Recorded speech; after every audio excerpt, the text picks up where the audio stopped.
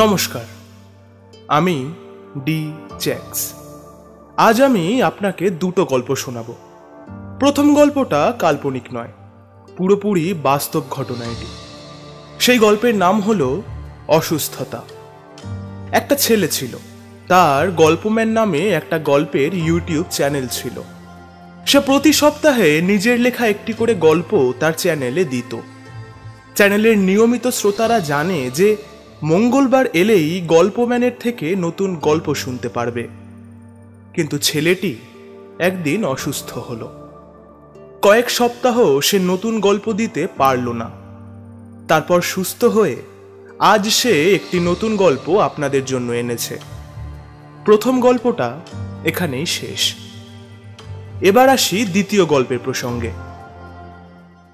এই গল্পের সমস্ত চরিত্র ও ঘটনাবলী সম্পূর্ণ কাল্পনিক। বাস্তবের সাথে কোনো মিল থেকে থাকলে তা সম্পূর্ণ অনিচ্ছাকৃত ও কাকতালীয়। নমস্কার, গল্পম্যানে আপনাকে স্বাগত জানাই। আজ আপনি শুনবেন ডি জ্যাক্সের লেখা তান্ত্রিক দুর্গাশঙ্কর পণ্ডিতের গল্প খেসারত। এই গল্পটির সাথে আমার লেখা অশ্বিনী বর্মনের গল্প ভয়ানক গবেষণা ও মুক্তি গল্পটির একটি যোগসূত্র আছে। তাই প্রত্যেক শ্রোতা বন্ধুদের অনুরোধ করব অশ্বিনী বর্মনের ভয়ানক গবেষণা ও দুর্গাশঙ্কর পণ্ডিতের মুক্তি গল্পটি শোনার জন্য। সেই গল্পের লিংক এই গল্পের ডেসক্রিপশনে দেওয়া হলো। শ্রোতা বন্ধুদের এক দীর্ঘ অপেক্ষার অবসান ঘটবে আজ। ভোটের মাধ্যমে আপনারা জানিয়েছিলেন অশ্বিনী বর্মন ও তান্ত্রিক দুর্গাশঙ্কর পণ্ডিতের একত্রে গল্পও আপনারা শুনতে চান। তবে আর কথা না বাড়িয়ে শুরু করা যাক।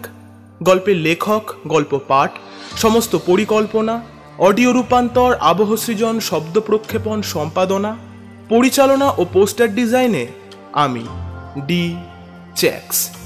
শুরু হচ্ছে তান্ত্রিক দুর্গাশঙ্কর পণ্ডিতের গল্প খেসারত।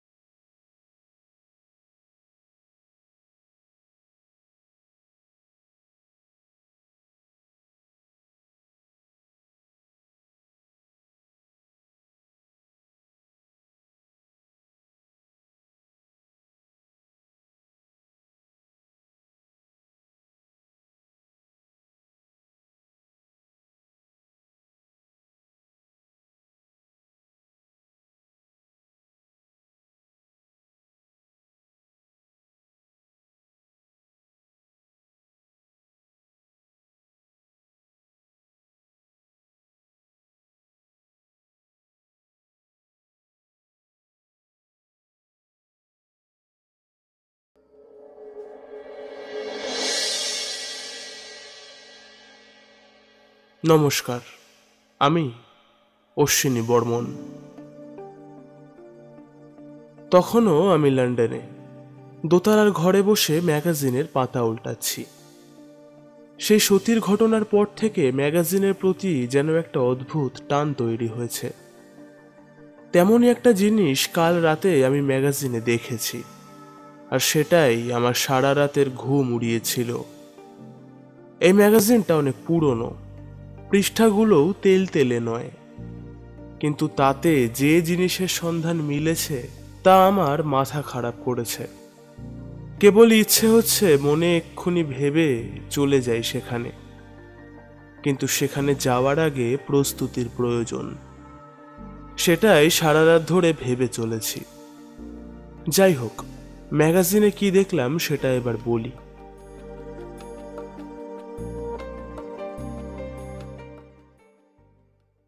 পৃষ্ঠা নম্বর 3, একটা সাদা কালো ছবি। চারিদিকে বড় বড় গাছপালা, জঙ্গলের ঠিক মাঝ বরাবর একটা গুহার মুখ।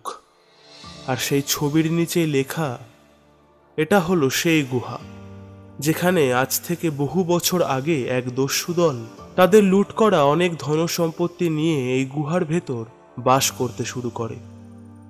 নদীপথে জঙ্গলের পথে প্রবেশ করে ও তারপর তারা এই গুহায় থাকতে শুরু করে। স্বভাবে তারা ছিল অত্যন্ত বর্বর প্রকৃতির। তাদের দাপটে গুহার আশেপাশের অঞ্চলে তারা সৃষ্টি করে নানান গুপ্ত ফাঁদ, যাতে শত্রু কাছে ঘেঁষতেই না পারে। সেই সময়ে ভারতবর্ষের এক আয়ুর্বেদ কবিরাজ শ্রী কৃষ্ণনন্দ মৈত্র বেশ কিছু বছর ব্রাজিলে ছিলেন। এই জায়গা নাকি অ্যামাজন জঙ্গলের এতই গহীনে যে সেখানে আজ অব্দি বাইরের কোনো মানুষের পা অব্দি পড়েনি। কবিরাজ কৃষ্ণনন্দ আয়ুর্বেদে পারদর্শী হবার সাথে সাথে একজন শিল্পীও ছিলেন। তার হাতের আঁকা নাকি চাক্ষুষকেও হার মানায়।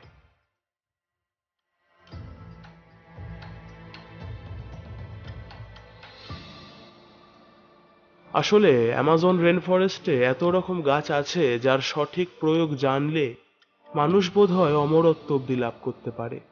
আর তিনি ছিলেন আয়ুর্বেদ শাস্ত্রে মহাপণ্ডিত। কোনো একদিন জঙ্গলের মধ্যে গাছগাছরা সন্ধান করতে করতেই তার চোখ পড়ে নদীর দিকে।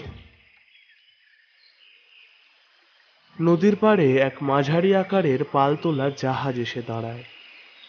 তারপর ধীরে ধীরে বেশ কিছু মানুষ মাথায় করে বড় বড় বাক্স, পিতলের ঘড়া ঘাড়ে করে নিয়ে জাহাজ থেকে নেমে প্রবেশ করলো সেই গুহার মধ্যে। তাদের গতিবিধি দেখলে মনে হয় এই জায়গা যেন তাদের আগে থেকেই চেনা। সবাই গুহায় ঢুকে যেতে কবিরাজ ঝোপের ভেতর থেকে বেরিয়ে মাটির ওপর বসে এই ছবিটি আঁকেন এবং তিনি সেই স্থানে বেশ কিছুদিন থেকে তাদের ওপর নজর রেখেছিলেন। তাতেই তার মনে হয় যে এরা আসলে কোনো এক দস্যু দল। আর সেই ছবির একটি ফটোগ্রাফ এবং কবিরাজের বলা কথাগুলি এই ম্যাগাজিনের পাতায় তুলে দেওয়া হয়েছে। ব্যাস, এতটুকুই লেখা।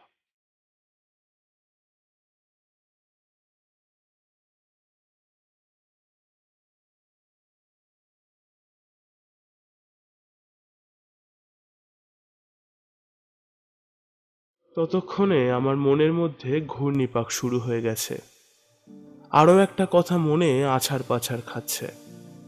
তা হলো, গুহায় থাকা দস্যুরা নিশ্চয়ই এখন আর বেঁচে নেই, কিন্তু তাদের অত ধনসম্পত্তি, হীরা জহরত, সেগুলোর কি হলো? সেগুলো তো নষ্ট হবে না। চুরি ডাকাতি করতে যাচ্ছি না, কেবল একটা পিপাসু অ্যাডভেঞ্চারের নেশায় ইচ্ছেটা আশকারা পাচ্ছে। আর অ্যামাজন, সেটা কি কম কিছু? জঙ্গলে কত কি আছে, সেগুলি থেকে নিজেকে বাঁচাবো কিভাবে? কিন্তু আবার বারবার অদৃশ্য হতে থাকলে অ্যাডভেঞ্চারের মজাটা নষ্ট হবে। মাথায় চলছে জঙ্গল, আর জঙ্গল থেকেই পাহাড়, আর পাহাড় এবং জঙ্গল একসাথে মনে হতে আমার মনে পড়ে গেল তান্ত্রিক দুর্গাশঙ্কর পণ্ডিতের কথা। হ্যাঁ, একমাত্র তিনি হলেন আমার এই অভিযানে একমাত্র সঠিক সঙ্গী। শরীরের রক্তটা মিনিট 2 হলো টকবক করতে শুরু করেছে। তাকে পুরো বিষয়টা বললে তিনি হয়তো আমার সাথে যেতে রাজি হবেন। তাড়াতাড়ি করে একটু রেডি হয়ে নিয়ে মনে মনে ভাবলাম, তান্ত্রিক দুর্গাশঙ্কর পণ্ডিত। চোখের সামনে ঘনিয়ে এলো অন্ধকার। আলোরা যেন বন্ধ করলো তাদের দ্বার। আমি তলিয়ে গেলাম অতল কালোর অন্ধকূপে।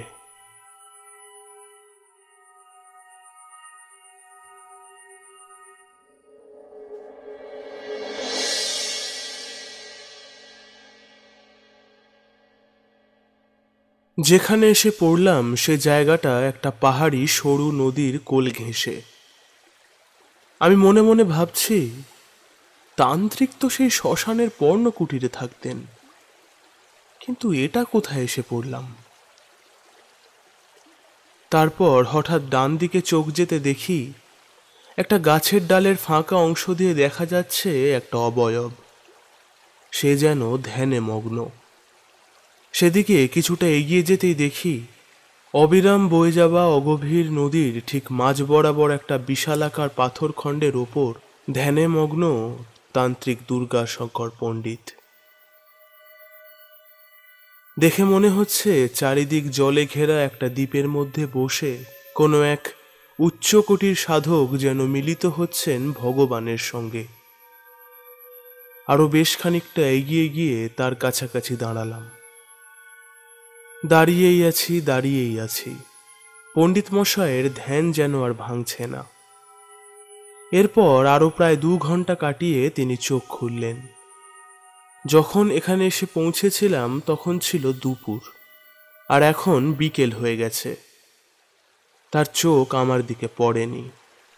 তিনি ধীরে সুস্থে পাথরের ওপর দাঁড়িয়ে পাড়ের দিকে এক দীর্ঘ লাফ দিলেন। সে কি লাফ! দেখে মনে হলো পণ্ডিত মশাই যেন উড়ে এলেন। তারপর ঘাড় ঘোরাতেই তিনি আমায় দেখেন। তার মুখে ফুটে উঠেছে এক মৃদু হাসি। পায়ে পায়ে তিনি এগিয়ে এলেন আমার দিকে। সন্ধ্যের নিভু নিভু আলোয় পণ্ডিত মশাইকে দেখে মনে হচ্ছে তিনি যেন মহাভারতের কোনো ঋষি চরিত্র। তিনি আমার মুখোমুখি হয়ে বললেন, আমি অনেক আগেই টের পেয়েছি যে তুমি এসেছো। তোমার ধৈর্যের একটু পরীক্ষা নিচ্ছিলাম আর কি।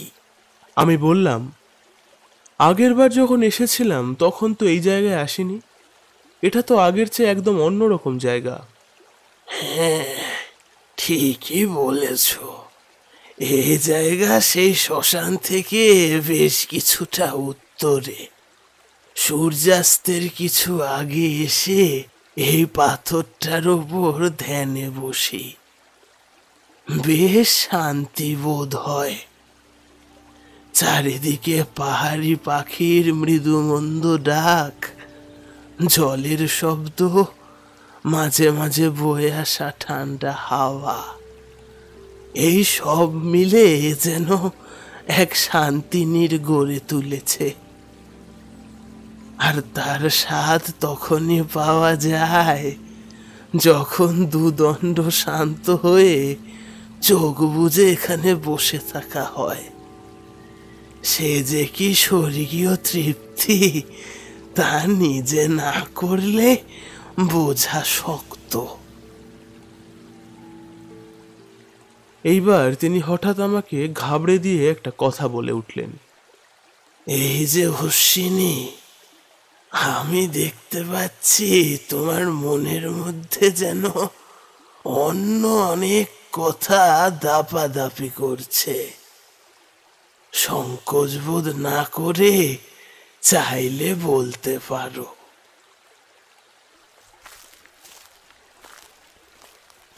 আমরা এখন হাঁটতে শুরু করেছি পূর্ব দিক লক্ষ্য করে।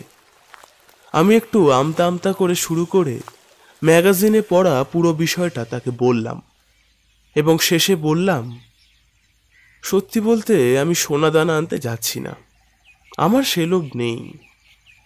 কিন্তু আমার আছে, তবে লোভ নয়, প্রয়োজন।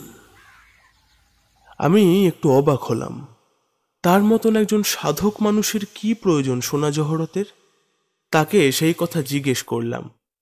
তাতে তিনি বললেন, প্রয়োজনটা ঠিক আমার নয়, আসলে বিষয়টা কিছু অন্য রকম।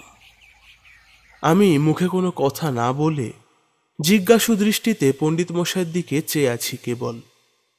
তিনি কাছাকাছি একটি অনুচ্চ পাহাড়ের দিকে হাত দেখিয়ে বললেন, এই যে পাহাড়টা দেখতে পাচ্ছ, তার ঠিক ওপারে একটা গ্রাম আছে।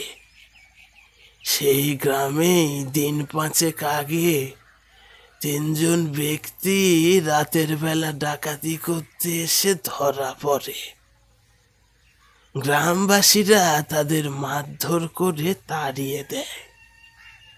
আর আজ থেকে দিন 3 আগে রাতের বেলা হঠাৎ করে কারা যেন মধ্যরাতে এক সময় গ্রামে লুটপাট চালায়। এবং যাওয়ার আগে গ্রামে আগুন লাগিয়ে দিয়ে যায়। আমি পরদিন সকালে সেখানে যাই এবং শুনি রাতে যারা লুটপাট করে আগুন লাগায় তারা সংখ্যায় প্রায় 70-80 জন হবে। গ্রামবাসীদের মধ্যে অনেকেই দেখেছে তারা নাকি ঘোড়ার পিঠে চেপে এসেছিল। আগুন লাগিয়ে তারা আবার ঘোড়ার পিঠে চেপে নদীর দিকে রাস্তা ধরে পালায়। সেই গ্রামের বেশিরভাগ মানুষই এখন গৃহহীন। আগুনে পুড়েও মরেছে অনেকে। কারুর বাপ মরেছে তো কারুর কোলের ছেলে, কারুর মা ভস্ম হয়েছে তো কারুর প্রিয় বোনটা ঝলসে গেছে একেবারে। এই সোনাদানা যদি পাই তবে তাদের হাতেই তুলে দেব। ভগবানেরও কি অদ্ভুত খেলা দেখো।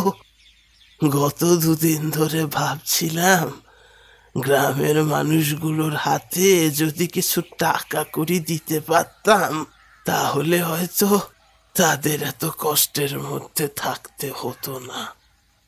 আর আজই তুমি এমন একটি গুপ্ত গুহার সন্ধান নিয়ে এলে। জয় মা, তুমি সহায় থেকো মা। আমি যেন তাদের পাশে দাঁড়াতে পারি, তাদের যেন আর বেশি দিন গৃহহীন হয়ে না থাকতে হয়।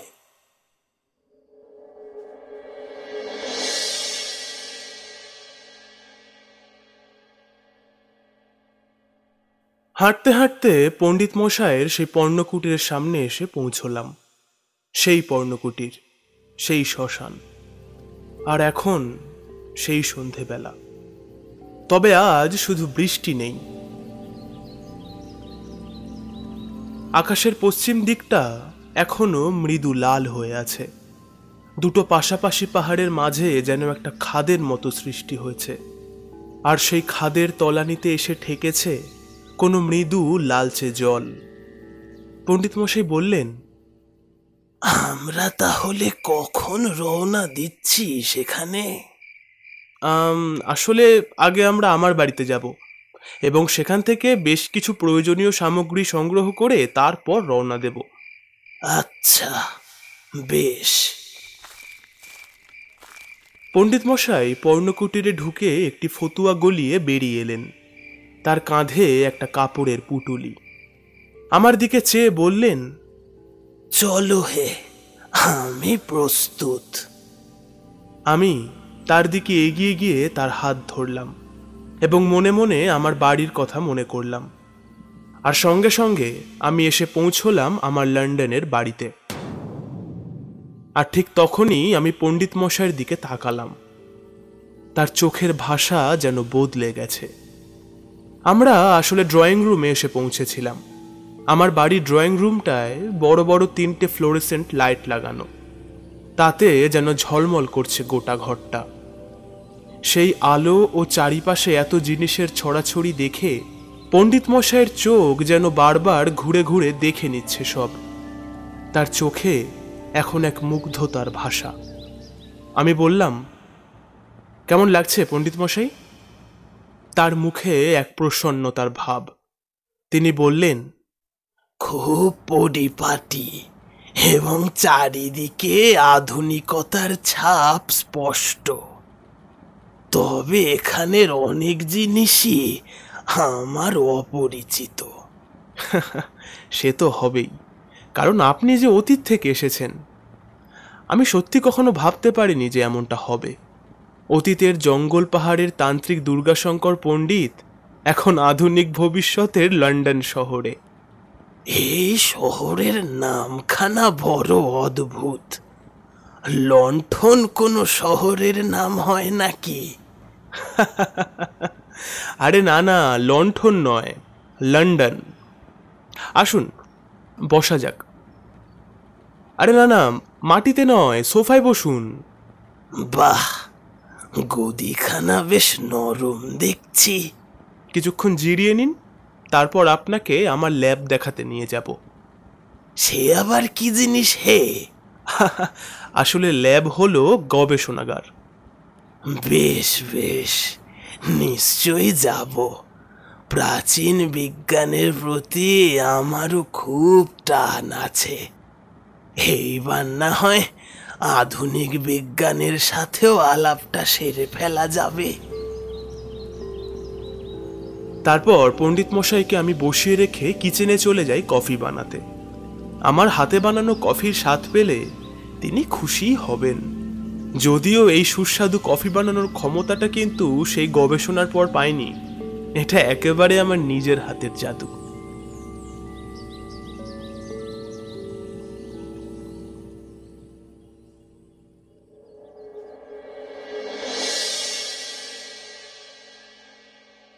তারিখটা মনে ছিল, 16ই মার্চ। আমার বাড়ি থেকে পণ্ডিত মশায়ের হাত ধরে মনে ভেবে গিয়ে উপস্থিত হলাম আমাজনের বিরাট গহীন অরণ্যে। আসলে হয়েছে কি, ম্যাগাজিনে সেই গুহার কোনো নাম বা নির্দিষ্ট স্থান উল্লেখ করা ছিল না। তবে একটা জিনিস বলা ছিল, তা হলো এই স্থানের মাটিতে ছোট এক প্রকার বেগুনি রঙের মাশরুম জমিতে ছেয়ে থাকে, যা এক দুরারোগ্য রোগের দাওয়াই। সেই মাশরুম এবং কিছুটা গড়পত্তা হিসেব করে মনে মনে ভেবে এখন আমরা উপস্থিত হয়েছি পৃথিবীর ফুসফুস আমাজন রেন ফরেস্টে। বেশ কিছুটা দূরে মাটিতে ছেয়ে আছে বেগুনি মাশরুম। চারিদিকে একটা আলো আধারি ভাব। বড় বড় অজানা গাছপালায় ভরে আছে, যেদিকে তাকাই সেদিকেই। কোনো কোনো জায়গা থেকে খুব সরুভাবে সূর্যালোক প্রবেশ করছে বনের মধ্যে। ডান পাশের একটা মাটির ঢিবির ভেতর থেকে বেরিয়ে আসছে একটা সরু জলধারা, যার কারণে চারিদিকের মাটিতে কাদা কাদা হয়ে আছে। আমি সাথে করে একটা মেটাল ডিটেক্টর, একটা বন্দুক আর দুটো টর্চ লাইট এনেছিলাম। এবং আরও একটা ঘটনা ঘটিয়েছি আমি। তা হলো পণ্ডিত মশাইকে ধুতি ফতুয়ার বদলে খাকি ট্রাউজার ও খাকি শার্ট পরিয়েছি এবং পায়ে দামি ওয়াটারপ্রুফ হাইকিং শু। আমার পোশাকও একই। প্রথমটায় পণ্ডিত মশাই খুব আপত্তি করেছিলেন, কিন্তু জিতটা শেষ অবধি আমারই হয়। খাওয়ার সাথে করে আনিনি, পণ্ডিত মশাই বলেছিলেন সেটি তার দায়িত্ব। যাই বলুন, এই নতুন সাজে যেন পণ্ডিত মশাইকে একজন এভারেস্ট জয়ী বিজ্ঞ প্রফেসরের মতো দেখাচ্ছে। এদিক ওদিক দেখে পশ্চিমমুখ হয়ে চলতে থাকলাম। এমন সময় পণ্ডিত মশাই বললেন, দূরত্বের সঠিক কোনো হদিশ নেই, তাই না? হ্যাঁ, আসলে জায়গাটার নির্দিষ্ট কোনো নাম নেই সেহেতু হিসেবটা একটু গড়পত্তা। তবে উল্লেখ ছিল সেই গুহার 100 হাতের মধ্যে এই গোলাপি মাশরুম অনেক দেখা যায়। কিন্তু বিষয় হলো, এত বড় জঙ্গলের আরো নানান স্থানে গোলাপি ব্যাঙের ছাতা বিছিয়ে আছে। ঠিক কোনখানে সন্ধান মিলবে সেই গুহার? যদিও হাতে মেটাল ডিটেক্টর আছে, এই যন্ত্রটি প্রায় 1 কিলোমিটার দূরত্ব অবধি ডিটেক্ট করতে পারে। সেটাই সামনের দিকে এগিয়ে হেঁটে চলেছি। কানে আসছে নানান পাখির ডাক। প্রাণবায়ু যেন ভরপুর মাত্রায় জাল বুনে রেখেছে। একটা দুটো গাছের ডালে ইতিমধ্যেই একাধিক সবুজ রঙের সাপের দেখা পেয়েছি। তারা যে কি ভয়ানক সুন্দর দেখতে, তা না দেখলে বোঝা যাবে না। আর তারা গাছের সবুজের সাথে যেন একদম মিশে গেছে। তা কিছুটা আত্মগোপন করে শিকার ধরতে সাহায্য করে এদের। পায়ের নিচে কাদামাটি এখন আর নেই। হাতের মেটাল ডিটেক্টরের আলোটা লাল হয়ে আছে। যখন সবুজ হবে তখন বুঝতে হবে কিছু একটা ডিটেক্ট করছে এবং মনিটরে ডিরেকশন দেখাবে। এটা একটা স্পিকার ছিল, যেটা সাইরেনের মতো বাজতে থাকতো। কিন্তু স্পিকারটা আমি ডিট্যাচ করেছি। শব্দের জন্য উপস্থিতি টের পেয়ে গেলে মুশকিল।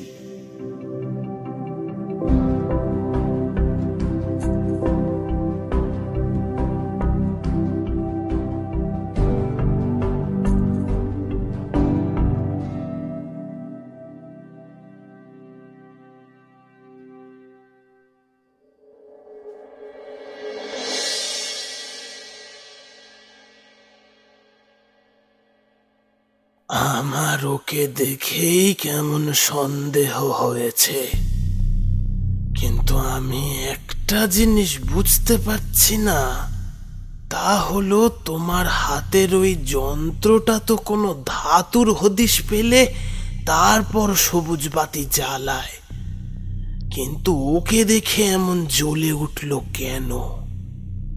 আসলে এই যন্ত্রটায় আমি নিজে কিছু কেরামতি করে কয়েকটা গুণ বাড়িয়ে নিয়েছি আর কি। এটা এখন শুধু ধাতু নয়, পুরানো যে কোনো জিনিসেরই হদিশ দেবে। প্রথমে আপনার কাছাকাছি আসতেও সবুজ বাতি জ্বলছিল, কিন্তু আমি সেটাকে স্বাভাবিক কিছু জিনিসের ক্ষেত্রে নিউট্রাল বা নিরপেক্ষ করে রাখি। কিন্তু আপনি ওকে চিনলেন কি করে? কে বলল যে আমি ওকে চিনতে পেরেছি? আমি কেবল অনুমান করছি মাত্র। তবে যদি সে হয়, তবে আমাদের সামনে অনেক বিপদের আশঙ্কা আছে। আচ্ছা, আপনি তো তন্ত্রের জোরে ভবিষ্যৎ দেখতে পারেন, সেটা দেখে নিতে পারলে তো সমস্যা মিটে যায়। আমার এই কথায় পণ্ডিত মশাই যেন একটু থমকে গেলেন। তার মুখের ভাবটা একবারের জন্য বদল হয়ে আবার মুহূর্তেই আগের অবস্থায় ফিরে এলো। তারপর তিনি বললেন, আচ্ছা, একটা কথা বলো, তন্ত্রকে তুমি কি মনে করো? যখন তখন নিয়ম ভেঙে যা তা করাটাকে খুব সহজ মনে হয়, তাই না? সময় 3 ভাগে বিভক্ত: ভূত, বর্তমান ও ভবিষ্যৎ। এর মধ্যে কেবল বর্তমানই হলো এমন এক সময় যা ভূত অর্থাৎ অতীতেও থাকে এবং ভবিষ্যতেও থাকে। কিন্তু ভালো করে ভেবে দেখো, বর্তমানে কিন্তু অতীত বা ভবিষ্যতের কোনো জায়গা নেই। কেবলমাত্র এতটুকুই হতে পারে যে বর্তমানে দাঁড়িয়ে অতীতের বা ভবিষ্যতের কথা ভাবছি বা সেটার প্রভাব পড়েছে, কিন্তু কোনোভাবেই বর্তমান থেকে পায়ে হেঁটে অতীত বা ভবিষ্যতে যাওয়া যায় না। কিন্তু অতীত বা ভবিষ্যতেও কিন্তু বর্তমান ছিল বা থাকবে। তাই মহাতন্ত্রের অষ্টম মৃগশিরা পঞ্চম স্থিতিতে বলা আছে, নিজের বর্তমানকে সুদৃঢ় ও নিষ্কণ্টক করো এবং সর্বদা সময়ের সম্মান ও তার কাছে আভার নত হও। আর তাছাড়াও সৃষ্টির নিয়মের বিরুদ্ধে গিয়ে সময়ের সাথে খেলা করা ঠিক নয়। তুমি এই ক্ষমতা পেয়ে গেছো, কিন্তু তার জন্য কখনোই তোমায় তন্ত্রের ধার ঘেঁষতেও হয়নি। তোমার ক্ষমতা প্রাপ্তি দ্রব্য গুণে, তন্ত্র গুণে নয়। তাই তোমার ক্ষেত্রে নিয়ম ভাঙার প্রশ্ন ওঠে না। তবুও সময়ের সাথে সাথেই চলা উচিত, তার আগে বা পরে নয়। এতটুকু বলে থামলেন পণ্ডিত মশাই। 4 দিন কেটে গেছে। গত 4 দিনে সকাল সন্ধ্যের খাওয়ার ব্যবস্থা পণ্ডিত মশাই করেছেন, কিন্তু সেই ব্যবস্থা করার ধরনটা বেশ অদ্ভুত। গত এই কয়দিনে যখনই খিদে অনুভূত হয়েছে, তখন কিন্তু আমায় তা মুখ ফুটে প্রকাশ করতে হয়নি। খিদে পাওয়ার মুহূর্তগুলোয় প্রতিবারই পণ্ডিত মশাই আমায় জিজ্ঞেস করেছেন যে আমার কি খেতে ইচ্ছে করছে। যে খাবারের নাম করেছি, তিনি অদ্ভুতভাবে তার সেই থলের ভেতর থেকে সেই খাবারই বার করে আমার হাতে তুলে দিয়েছেন। কিন্তু এই কয়দিনে পণ্ডিত মশাইকে একবারের জন্যেও কিচ্ছুটি দাঁতে কাটতে দেখিনি। আর গতকাল সন্ধে নামার একটু পরেই ঘটেছিল সেই ঘটনা, যা আমাদের দুজনকেই বেশ অবাক করেছিল। আর তারপরেই আমরা সেই জিনিসটি দেখি। কি হয়েছিল এবং কি দেখেছি সেই প্রসঙ্গেই এবার আসা যাক।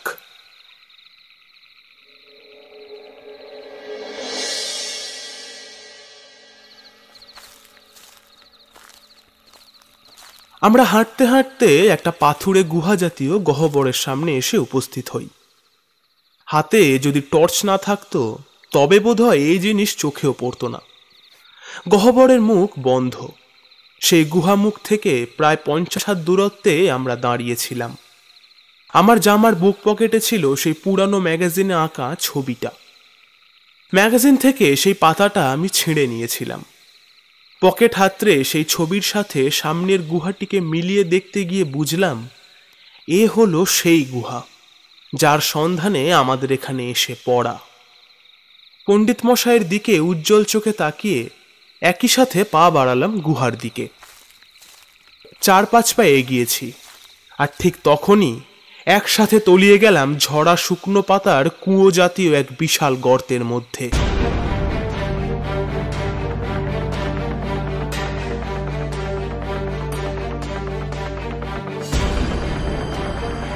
তখন হঠাৎ মাথায় এসে গেছিল এ হলো সেই দস্যুদের তৈরি নানান ফাঁদের মধ্যে একটা হবে নিশ্চয়ই। গর্তটা গভীরতায় প্রায় 70-80 ফুটের কাছাকাছি বলে মনে হয়েছিল আমার, যদিও সঠিক জানি না।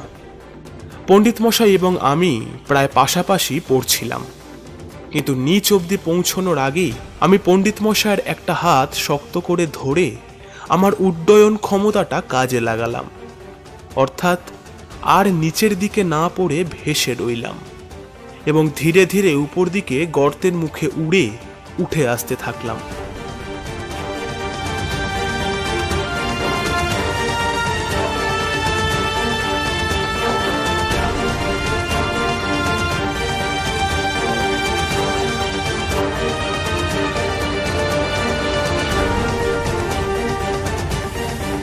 এবং উপরে পৌঁছে ঠিক করলাম আর মাটিতে পা দিয়ে হাঁটব না। আমাদের পরবর্তী প্রতিটা পদক্ষেপই শূন্যে হবে, অর্থাৎ এবার থেকে মাটির প্রায় 2 হাত উচ্চতায় হাওয়ায় ভেসে ভেসে এগোবো আমরা। মাটিতে না জানি আবার কি বিপত্তি লুকিয়ে আছে। এর ঠিক 30 মিনিটের মাথায় আমরা দেখলাম সেই জিনিসটি, যা দেখার পর পণ্ডিত মশাই আমায় গতি থামিয়ে দাঁড়াতে বললেন। আমি তাকে জিজ্ঞেস করলাম, কি হলো, আমাকে থামালেন যে? চুপ, একদম চুপ, আস্তে কথা বলো। কিন্তু কেন, কি হয়েছে? সামনের দিকে ভালো করে তাকিয়ে দেখো, আর হাতের বাতিখানা আড়াল করো এক্ষুনি। পণ্ডিত মশাইয়ের কণ্ঠস্বর যেন খুব ঠান্ডা এবং তার বলার ধরন ভয়ানক কোনো কিছুর ইঙ্গিত করছে। কিন্তু সমস্যাটা হলো, পণ্ডিত মশাই অন্ধকারে পরিষ্কার দেখতে পেলেও আমি তো আর অন্ধকারে দেখতে পাই না। তাই একটু সময় লাগলো অন্ধকারে চোখ সইতে। আর যখন সামনের জিনিসটিকে ভালো করে দেখলাম, তখন একটা হিমস্রোত যেন শির দাঁড়াবে কোমরের দিকে নেমে যাচ্ছে মনে হলো। অন্ধকারের মধ্যে পরিষ্কার দেখতে পাচ্ছি আমার হাতের ডিটেক্টর স্টিকটায় সবুজ আলো ব্লিঙ্ক করছে। এইবার দুটো জিনিস মাথার মধ্যে হঠাৎ ঘূর্ণি চালালো মনে হলো। প্রথম জিনিসটা হলো, আমার হাতের এই ডিটেক্টর প্রায় 1 কিলোমিটার দূর থেকে ডিটেক্ট করতে পারে, কিন্তু এতক্ষণ তো গ্রিন লাইটটা ব্লিঙ্ক করেনি। জিনিসটার এত কাছাকাছি আসতে তারপর ব্লিঙ্ক করছে, এটা কেন?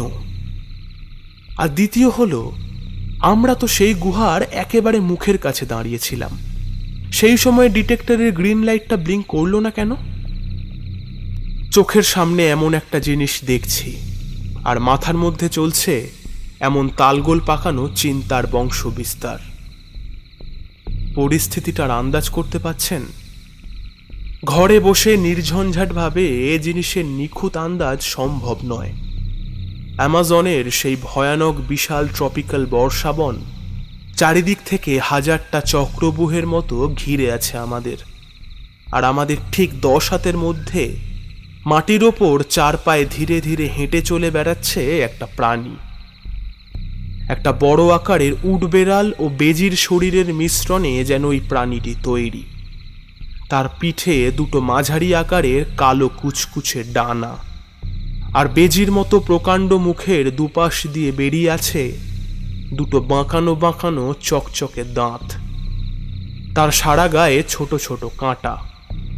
ভালো করে লক্ষ্য করলে বোঝা যায় সেই কাঁটাগুলি খুব ধীরে ধীরে নড়াচড়া করছে। তখন সেগুলিকে দেখে মনে হচ্ছে যেন ভয়ানক দর্শন কোনো নরকবাসী পোকার দল বিশাল পশুটির সারা গায়ে নিজেদের চাদর বিছাচ্ছে, এবং পশুটির লম্বা লেজের মাথায় বড় বড় কাঁটার সমষ্টি। গায়ের রং একেবারে বেজির মতো। জীবটি মাটিতে নাক ঠেকিয়ে বেশ কিছুক্ষণ ধরে কিছু শুঁকল, তারপর ধীরে ধীরে পশ্চিম দিকে জঙ্গলের ভেতর হারিয়ে গেল। আমরা যেন হাঁপ ছেড়ে বাঁচলাম।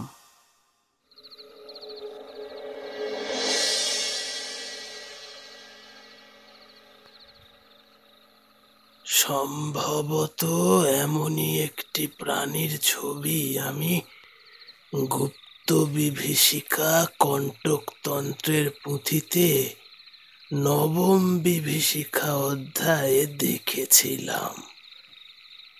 যতদূর মনে হচ্ছে এই প্রাণীটি হলো অক্ষ পিশাচী বাহন কণ্টক অঙ্গবষ্ঠা। এর চলন গমন দেখে তেমনটাই মনে হলো। এ যদি সেই হয় তবে জায়গা সত্যি ভীষণ ভয়াবহতার বীজ বপন করেছে মাটিতে। এ জায়গার নিশ্চয়ই কোনোখানে অক্ষ পিশাচীকে প্রতিষ্ঠা করা হয়েছে। অক্ষ পিশাচী বিষয়টা ঠিক কিরকম? আমাদের এই পুরো সৃষ্টি মোট 108টি অক্ষের ওপর স্থিতিশীল। ভূমি অক্ষ, বাড়ি অক্ষ, বায়ু অক্ষ, অগ্নি অক্ষ ও আত্মা অক্ষ।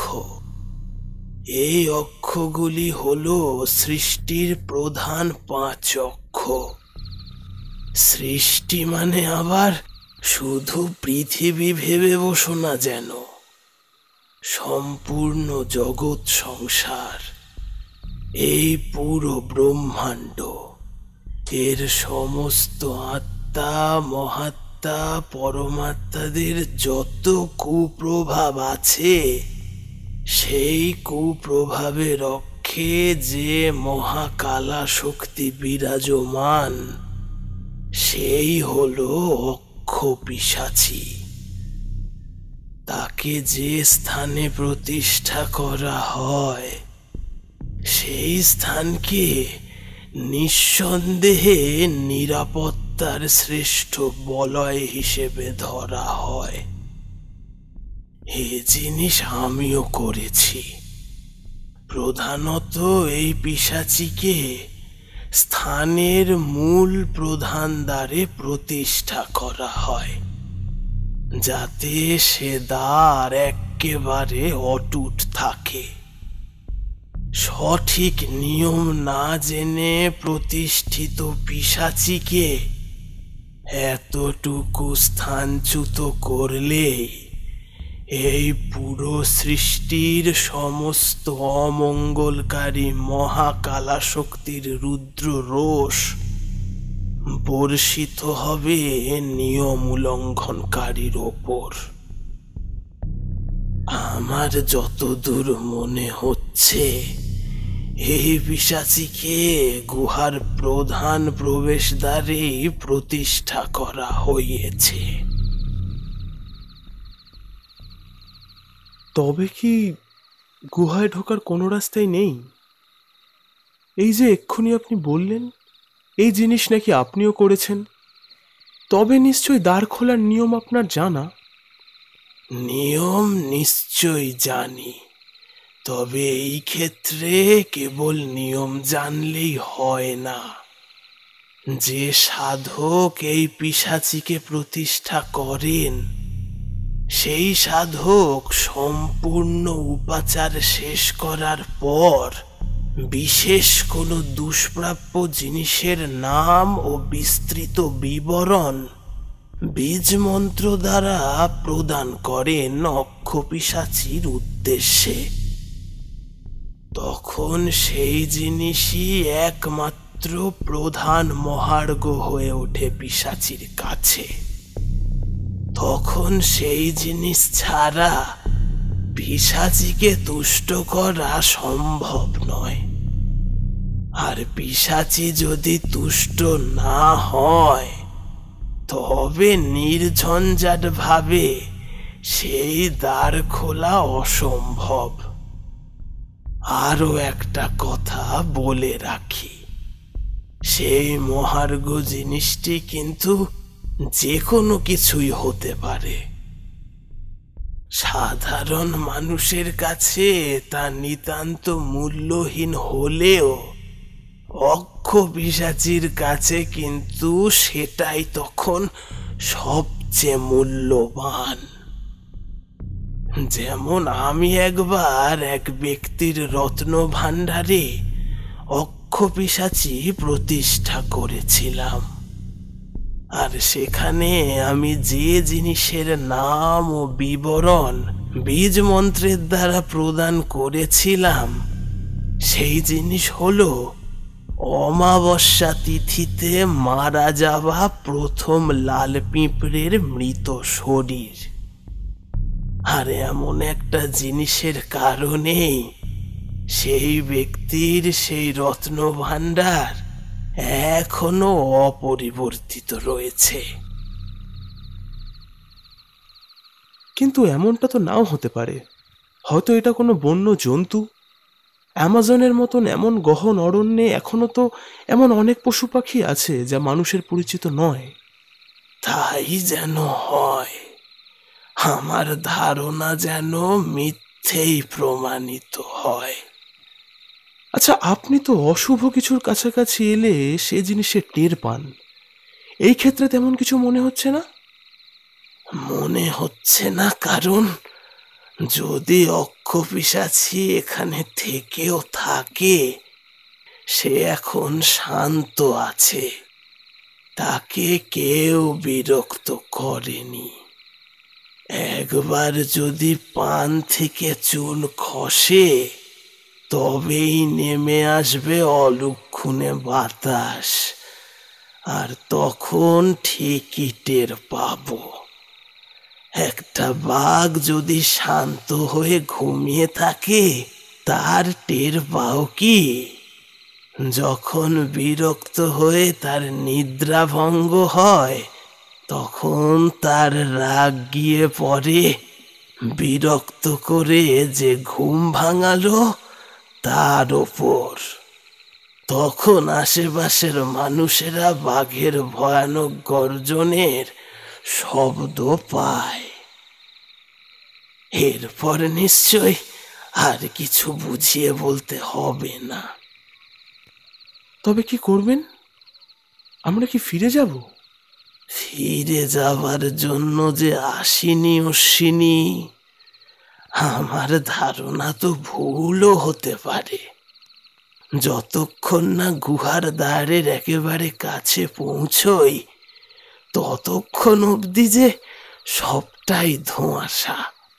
তাই সঠিকভাবে না জানা অবধি আমার শান্তি নেই।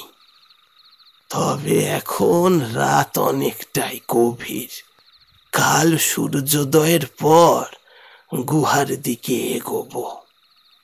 বেশ, সেই ভালো। এই বলে আমরা চুপ করলাম।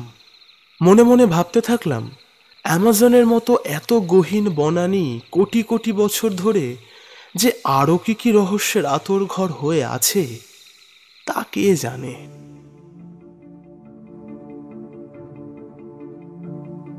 যে জায়গায় আজ পর্যন্ত বাইরের জগতের কোনো মানুষের পা অবধি পড়েনি, সেখানের মাটিতে না জানি আরও কত রহস্যের বীজ রোপণ করছে প্রকৃতি। এখন চারিদিক নিকষ অন্ধকারে ছেয়ে আছে। দূরে দূরে দেখা যাচ্ছে জোনাকির মতো কি একটা পোকা শরীরে বাতি জ্বালিয়ে বাতাসে ভেসে বেড়াচ্ছে। তবে এই আলো জোনাকির আলোর মতো নয়, কোনোটা লাল, কোনোটা নীল, এরকম আরো নানান রঙের বৈচিত্র্যময় সেই পতঙ্গের আলো। মাথার ওপর গাছপালার স্তর এতই পুরু ও গভীর যে তার ফাঁক ফোঁকর দিয়ে এতটুকু আকাশ চোখে পড়ছে না। মহা আধুনিক সময়ের মানুষও যদি এমন জায়গায় রাত কাটাতো তবে বুঝতো যে পৃথিবীর এখনো অনেক জায়গাতেই প্রাচীনতার ছাপ চোখে আঙুল দিয়ে দেখিয়ে দেওয়ার মতন সুস্পষ্ট, এবং এর মাধ্যমে তারা বুঝতো যে প্রাচীনতাই হয়তো আদি থেকে অন্ত অব্দি বিরাজমান। তার মাঝের দিন দুয়েকের আধুনিকতা যেন চোখে রঙিন চশমা পড়ে থাকার মতো, যা চোখ থেকে খসে পড়লেই সাদা কালো প্রাচীনতার মধ্যেই তাদের নিজেদের অস্তিত্বের পুরানো জীবাশ্মটার দেখা তারা পাবে। চারিদিক থেকে বয়ে আসছে নানান রকম শব্দ। একটা ট্রপিক্যাল অরণ্যের মধ্যে রাত্রিকালীন শব্দের প্রাচুর্য যে এমন হতে পারে তা না শুনলে বিশ্বাসই করতাম না। এই গহীন বনানীর প্রাচীন পরিবেশে সেই মিটমিট করতে থাকা রঙিন আলোর পতঙ্গের দিকে তাকিয়ে থাকতে থাকতেই ধীরে ধীরে চোখ বুজে এলো।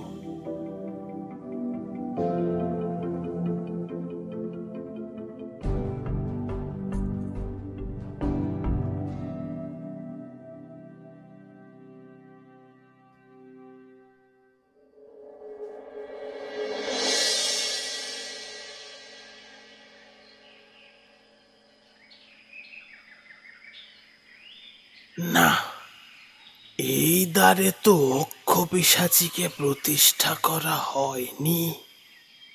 তবে কি এটা কেবল আমার ভুল ধারণা ছিল? দেখেছেন, আমি আপনাকে আগেই বললাম না, ওটা হয়তো আমাদের অচেনা কোনো বন্য জীবই ছিল।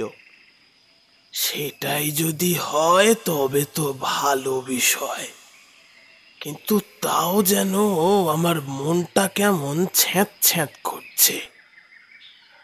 যাই হোক, চলো এই পাথুরে দ্বারটা খোলার ব্যবস্থা করা যাক তবে। হ্যাঁ, চলুন।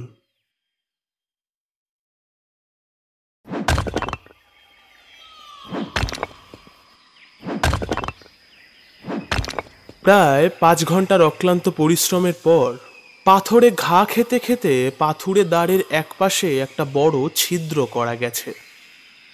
আমি মনে ভেবে পাথুরে দ্বারের ওপারে যাওয়ার চেষ্টা করেছিলাম, কিন্তু সেই চেষ্টা বিফলে গেছে। এমনটা যে কেন হলো সেটা ঠিক বোধগম্য হলো না।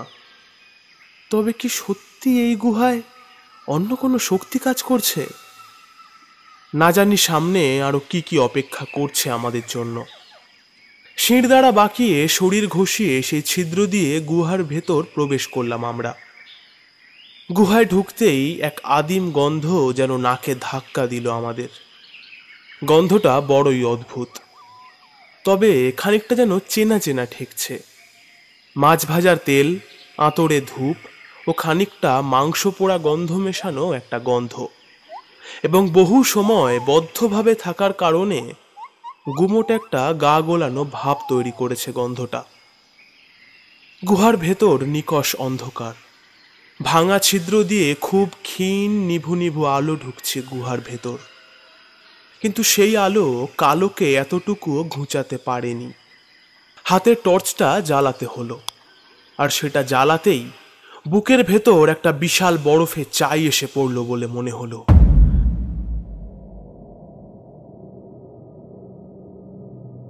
আর ঠিক তখনই পণ্ডিত মশাই বললেন, তাই তো বলি, কেন আমার মনটা ছ্যাঁত ছ্যাঁত করছে। গুহার বাইরে দাঁড়িয়েই আমার মনে হচ্ছিল ভেতরে যেন ভয়ানক কিছু ওত পেতে আছে আমাদের জন্য। এইবার দেখলে তো? ঢুকে তো পড়লাম, কিন্তু কিন্তু এগুলো পেরিয়ে সামনে এগোবো কেমন করে? আমায় একটু সময় দাও, দেখি কিছু করতে পারি কিনা। এ কি, এ কি, কোথায় যাচ্ছেন আপনি? শুধু আমি নই, তুমিও আমার সাথে যাচ্ছ, আর সেটা হলো গুহার বাইরে। পণ্ডিত মশাইয়ের সাথে গুহার বাইরে বেরিয়ে এলাম।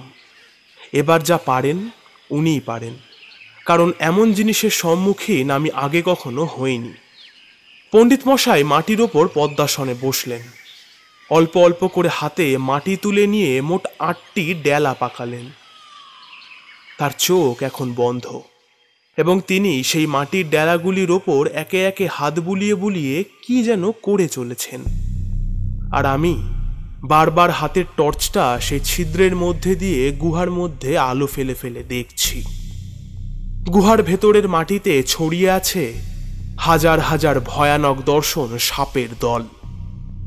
এমন করে রাস্তাটা প্রায় 50-60 হাত এগিয়ে গেছে এবং তারপর আরও একটা দরজা। দেখে মনে হয়েছে সেটিও পাথুরে, আর সেই পাথুরে দরজার উপর খোদাই করে ফুটিয়ে তোলা হয়েছে নানান রকম সাপের মূর্তি। সেগুলি দেখতে এতটাই জীবন্ত যে মনে হচ্ছে কাছে গেলেই হয়তো তাদের বিষ দাঁতের আঘাতে বিষাক্ত হয়ে যাবে সম্পূর্ণ দেহ। প্রায় 30 মিনিট কেটে গেছে, কিন্তু এখনো পণ্ডিত মশাই মাটি ছেড়ে ওঠেননি। মাঝে একটা জিনিস বলে রাখি, তিনি মাটিতে বসার আগেই তার গায়ের জামাটা খুলে পাশে ফেলে রেখেছেন এবং নাভি থেকে শুরু করে একদম সরল রেখায় কপাল অবধি 6টি মাটির ফোঁটা দিয়েছেন। না জানি মানুষটা এত সময় ধরে কি করে চলেছেন। প্রায় 1 ঘন্টার বেশি সময় কেটে গেছে, কিন্তু পণ্ডিত মশাইয়ের এতটুকু নড়নচড়ন অবধি নেই। আমি একদৃষ্টে তাকিয়েই আছি তার দিকে। এইবার যেন মনে হলো পণ্ডিত মশাইয়ের অনাবৃত শরীর ধীরে ধীরে নীল হয়ে আসছে ক্রমশ, এবং তার সাথে সাথে শরীরের শিরা উপশিরা ফুলে ফুলে উঠছে এবং তিনি মৃদু মৃদু কেঁপে কেঁপে উঠছেন। এদিকে উনি নিজে থেকে চোখ না খুললে আমিও তাকে ডাকতে সাহস পাচ্ছি না। ধ্যানমগ্ন পণ্ডিত মশাই এবার তার ডান হাতটি সামনে তুলে ধরলেন। এক অস্বাভাবিক উপায়ে তার হাতের তালুর ওপর একটা কালো ধোঁয়ার ঘূর্ণিপাক শুরু হয়েছে মনে হলো। ধীরে ধীরে সেটি যেন একটি পাত্রের আকার ধারণ করছে। পণ্ডিত মশাইয়ের শরীরের রং এখন গাঢ় নীল। শিরা উপশিরা যেন ফেটে যাবে বলে মনে হচ্ছে। তার শরীরের কম্পনে আশেপাশের মাটিও কেঁপে উঠছে। ততক্ষণে তার হাতে ধোয়ার কুণ্ডলিটি একটি তামার ঘটিতে পরিণত হয়েছে, আর সেটা সম্পূর্ণ হতেই পণ্ডিত মশাই চোখ খুললেন ও তামার পাত্রখানা সোজা মুখের কাছে এনে উগড়ে দিতে থাকলেন গাঢ় কালো তরলের প্রবাহ। রক্ত বমি। আমার মাথায় যেন একটা বাজ পড়ল বলে মনে হলো। এ কি হচ্ছে? তিনি শুধু রক্ত বমি করছেন না, নাভি থেকে শুরু করে কপাল অবধি যে ফোঁটাগুলি দিয়েছিলেন সেগুলি থেকেও ফিনকি দিয়ে রক্ত বেরোচ্ছে। এদিকে বমি থামার কোনো নামই নেই।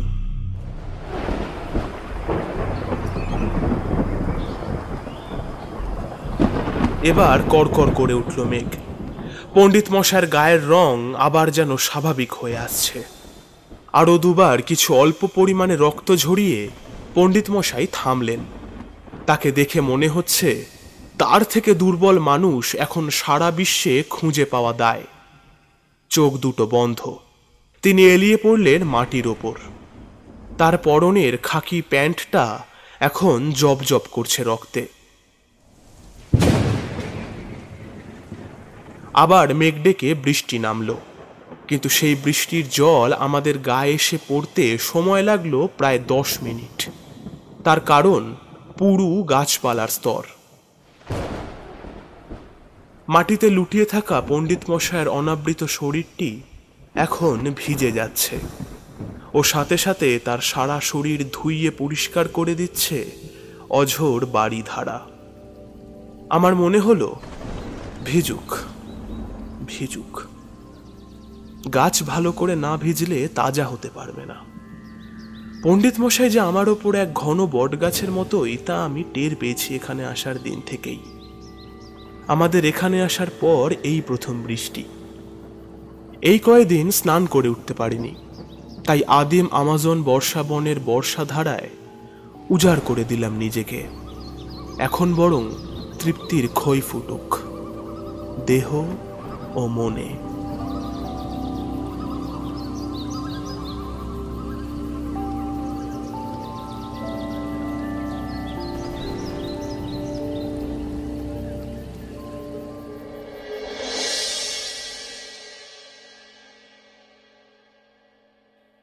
এটি হলো সর্পবন্ধক দ্বার।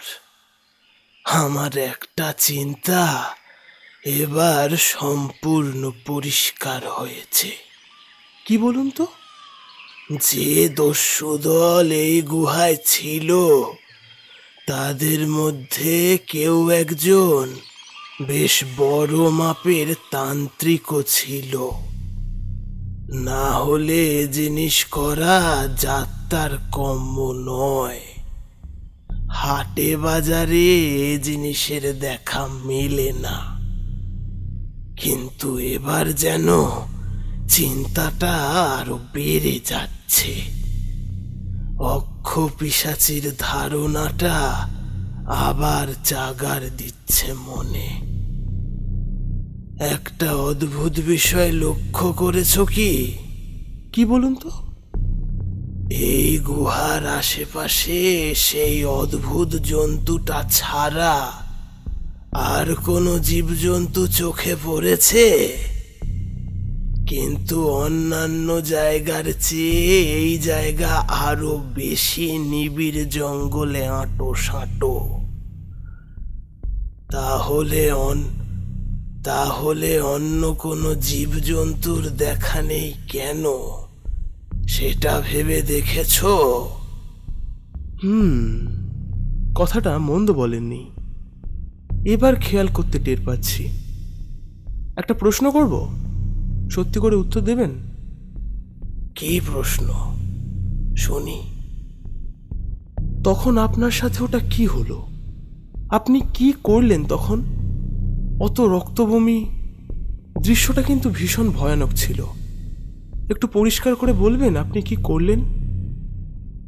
আর বলো না, এ জিনিসের অভ্যেস নেই, বহুদিন হয়ে গেল।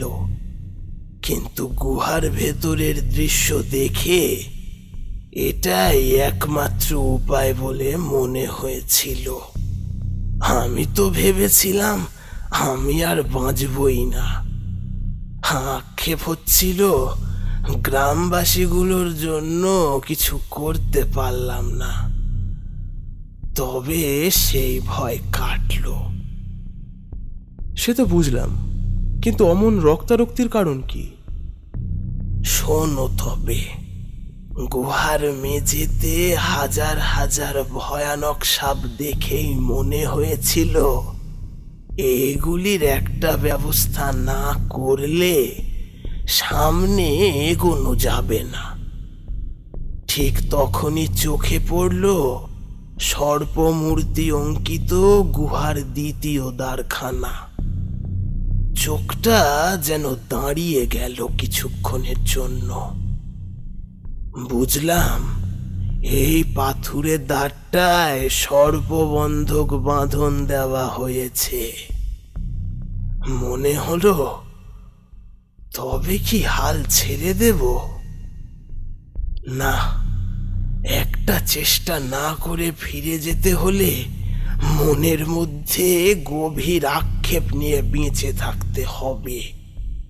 তার চেয়ে একটা চেষ্টা করে দেখা ঢের ভালো। আমার তিন কুলে কেউ নেই, তাই করো কিংবা মরো, এমন একটি ভাব সৃষ্টি হলো মনে।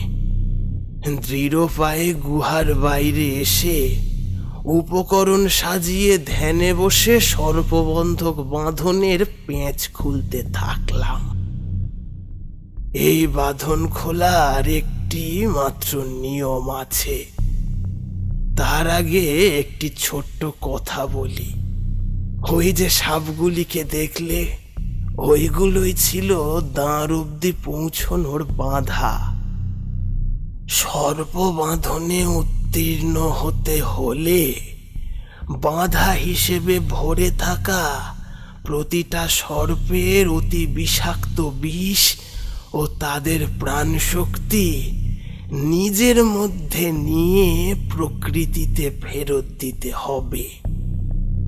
এখানে আমি হব কেবল একটা মাধ্যম, যার মধ্যে দিয়ে সমস্ত সর্পের বিষ ও প্রাণ শক্তি সৃষ্টিতে ফিরে যাবে।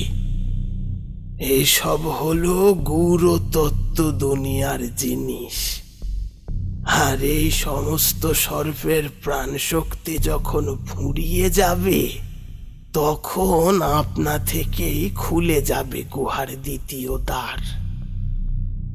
শরীরে বিষাক্ত গরলের শোষণ ক্ষমতার চাবিকাঠিতে কণ্টক চক্রের রেশ ছড়াতেই শরীরে বিষ প্রবেশ করতে থাকলো। সমস্ত সর্পের দেহের রক্ত ও বিষ আমার দেহ শোষণ করে নিতে থাকলো। আমার দেহ উপচে উঠে সেই বিষাক্ত রক্ত মাটির মাধ্যমে ফিরে গেল সৃষ্টির বুকে। আর যে রক্ত আমি এই তামার পাত্রে উগরেছি, সেটির একটি কাজ আছে। খুলে যাওয়া দ্বিতীয় দ্বারের দুই কোণায় এই রক্তটি ঢালতে হবে, তবেই সর্পবন্ধক বন্ধনার বিপরীত ক্রিয়া পুরোপুরি সম্পূর্ণ হবে। আমার চোখ যেন আটকে গেছিল পণ্ডিত মশাইয়ের চোখের দিকে। আমি তাকে জিজ্ঞেস করলাম, আপনি ওই তামার পাত্রটি কিভাবে আনলেন? হে, আর এমন কি, চাইলে হাওয়া থেকে সোনা রূপাও তৈরি করে নেওয়া যায়। হে তো কেবল তামার পাত্র। তুমি তো বিজ্ঞান নিয়ে বিস্তর ঘাটাঘাটি করেছ। এ জিনিসটি ভালো করে তলিয়ে দেখো, তুমিও এর ভেতরের বিজ্ঞানটার টের পাবে। আচ্ছা, সে নয় দেখব, কিন্তু এখন কি করবেন? কি করব মানে? যার জন্য এত কাঠখড় পোড়ালাম তাই করব। ঠিক আছে, ওঠা যাক তবে। চলো।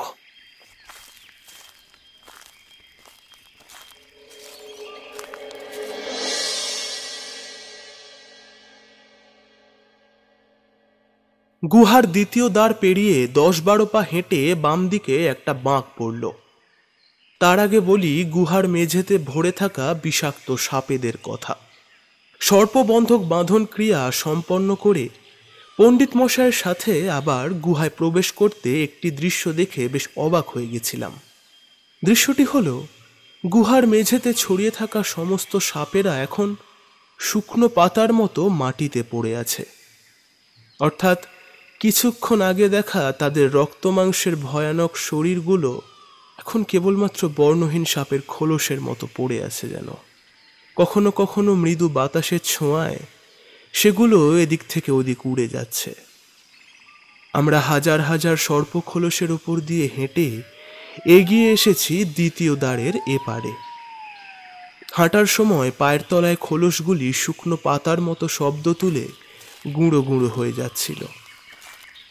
আর মনে মনে ভাবছিলাম, তান্ত্রিক দুর্গাশঙ্কর পণ্ডিত সত্যি সত্যি একজন উচ্চমার্গীয় তন্ত্র সাধক। নিজের শরীরে বিষাক্ত গরল ধারণ করার ক্ষমতা একমাত্র শুনেছিলাম দেবাদিদেব মহাদেবের ছিল, কিন্তু এই দুর্গাশঙ্কর পণ্ডিত যেন আমার চোখে দেখা জীবন্ত শিবের মতো। কথাগুলো মনে করছিলাম যখন, তখন যেন গায়ে কেমন একটা কাঁটা দিচ্ছিল। দ্বিতীয় দ্বার পেরিয়ে বাম দিকের বাঁকটা নিতেই আমার হাতের টর্চের আলোয় বুঝলাম মাঝারি আকারের একটা ঘরের মধ্যে আমরা এসে পড়েছি। ঘরটি বেশি বড় নয়, খুব বেশি হলে 8 ফুট বাই 10 ফুটের একটা ঘর। আর ঘরের ঠিক মাঝখানে রাখা 4টি তামার কলসি, যার গায়ে নানান রকম কারুকার্য করা। টর্চের আলোয় খানিকটা চকচক করছে তামার ঘড়াগুলো। আমি এগিয়ে গিয়ে ঘড়ার মুখের ঢাকনা সরাতে যাচ্ছিলাম, কিন্তু পণ্ডিত মশাই আমাকে বাধা দিলেন এবং বললেন, অমন হুটহাট করে কোনো জিনিসে হাত দিও না। তার উপর যখন বুঝতে পারা গেছে যে এই গুহা কেবল দস্যুদের বাসস্থান ছিল না, এখানের প্রতিটা বাঁকে বাঁকে ভয়ানক গূঢ়তন্ত্রের জাল পাতা, তখন তো অতিরিক্ত সাবধান হতেই হবে। হাতের বাতিখানা ওপর থেকে সোজাসুজি ফেলো দেখি। আমি তার কথা মতোই কাজ করলাম, আর ওপর থেকে সোজাসুজি আলো ফেলতেই চোখে পড়ল জিনিসটা। পণ্ডিত মশাই মেঝের ওপর বসে পড়লেন এবং খুব কাছ থেকে জিনিসটি পরীক্ষা করতে থাকলেন। পাথুরে মেঝের ওপর খোদাই করে একটি গোলাকার বৃত্ত করা রয়েছে, আর সেই বৃত্তের মধ্যেই দাঁড়িয়ে আছে 4টি মাঝারি মাপের তামার কলসি। পণ্ডিত মশাই এবার আমার হাত থেকে টর্চটি চাইলেন এবং তারপর খুঁটিয়ে খুঁটিয়ে কলসিগুলির গায়ে আলো ফেলে পরীক্ষা করে কি যেন দেখতে থাকলেন। বেশ কিছুক্ষণ এমন চলার পর তিনি একটি কলসির দিকে অঙ্গুলি নির্দেশ করে আমার উদ্দেশ্যে বললেন, এই কলসির গায়ে এমন কারুকার্য দেখে কিছু বুঝতে পারছো? দেখে তো মনে হচ্ছে যেন খোদাই করে আগুনের শিখা বোঝানো হয়েছে। দেখি একবার। কিন্তু এই ছবির তলায় এগুলি কি লেখা রয়েছে? হরফ দেখে তো সংস্কৃত বলে মনে হয়। এই ভাষায় আমার বিশেষ দখল নেই। আপনার কি মনে হচ্ছে? সেই প্রাণীটিকে দেখে যা মনে হয়েছিল, সেই ধারণাটাই যেন ধীরে ধীরে বাস্তবায়িত হচ্ছে বলে মনে হচ্ছে। মানে সেই অক্ষপিশাচী? তাই তো মনে হচ্ছে। প্রথম দিকটায় তামার ঘোড়া দেখে ঠাউর করতে পারিনি, কিন্তু এখন মনে হচ্ছে হ্যাঁ, এভাবেও তো সম্ভব, এবং এভাবে করলেই বহু সময় ধরে একইভাবে টিকে থাকা সম্ভব। না, একবার ঢাকনা খুলে না দেখলেই নয়।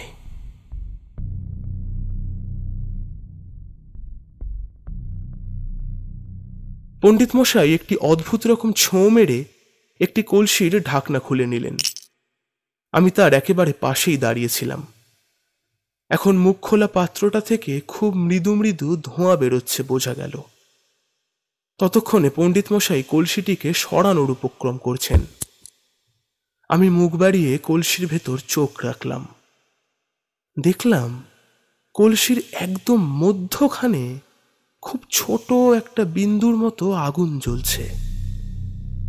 সে যেন জ্বলছেই, তার কোনো বিরাম নেই।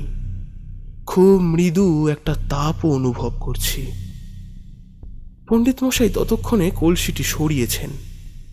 দেখলাম কলসিটা ঠিক মেঝের ওপর যেখানটায় ছিল সেই জায়গায় একটা অদ্ভুত খোদাই করা চিহ্ন, একটা বড় গোল স্ট্যাম্পের মতো বর্ডার, আর তার ভেতর একটা ভয়ানক মুখ।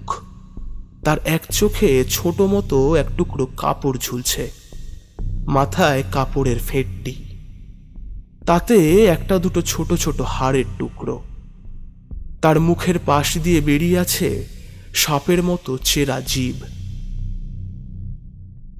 এই জিনিসটি খেয়াল রাখার জন্য এটার একটা নাম দিতে হবে। সেই নামেই চিনব এই স্ট্যাম্পটিকে, যাতে মনে রাখা যায়। এই অভিযানে এইগুলোই তো আমার প্রাপ্তি। আমার জীবনের ইতিহাসে এইগুলোই স্বর্ণাক্ষরে খচিত হবে আমার স্নায়ুতন্ত্রের প্রতিটা অলিতে গলিতে। এই দেখো। হ্যাঁ, নিজের ভাবনায় মগ্ন হয়ে গেছিলাম। পণ্ডিত মশাইয়ের ডাকে সেদিকে তাকাতে দেখি তিনি আরও দুটো কলসির ঢাকনা খুলে ফেলেছেন। ঝুঁকে সেদিকে চোখ রাখতে দেখি দুটো কলসি একেবারে অন্ধকার। তারপর হাতের টর্চটা ফেললাম কলসির ভিতরে, আর তারপরই আমি চমকে গেলাম। প্রথমে দেখলাম কলসির ভিতর একদম নিচে একটা বায়ুর ছোট ঘূর্ণিঝড় চলছে বলে মনে হলো। সেটি দেখতে অনেকটা টর্নেডো ঝড়ের মতো, কিন্তু আকারে মাত্র 1 বিঘত, আর পরের কলসিটার ভেতর রয়েছে খানিকটা জল, কিন্তু সেই জলে যেন আপনা থেকেই ঢেউ উঠছে। কলসি কাত করলেও 1 ফোঁটা জল এদিক ওদিক হচ্ছে না, কিন্তু কয়েক ফোঁটা মৃদু জল যেন অনুভব করলাম শরীরে।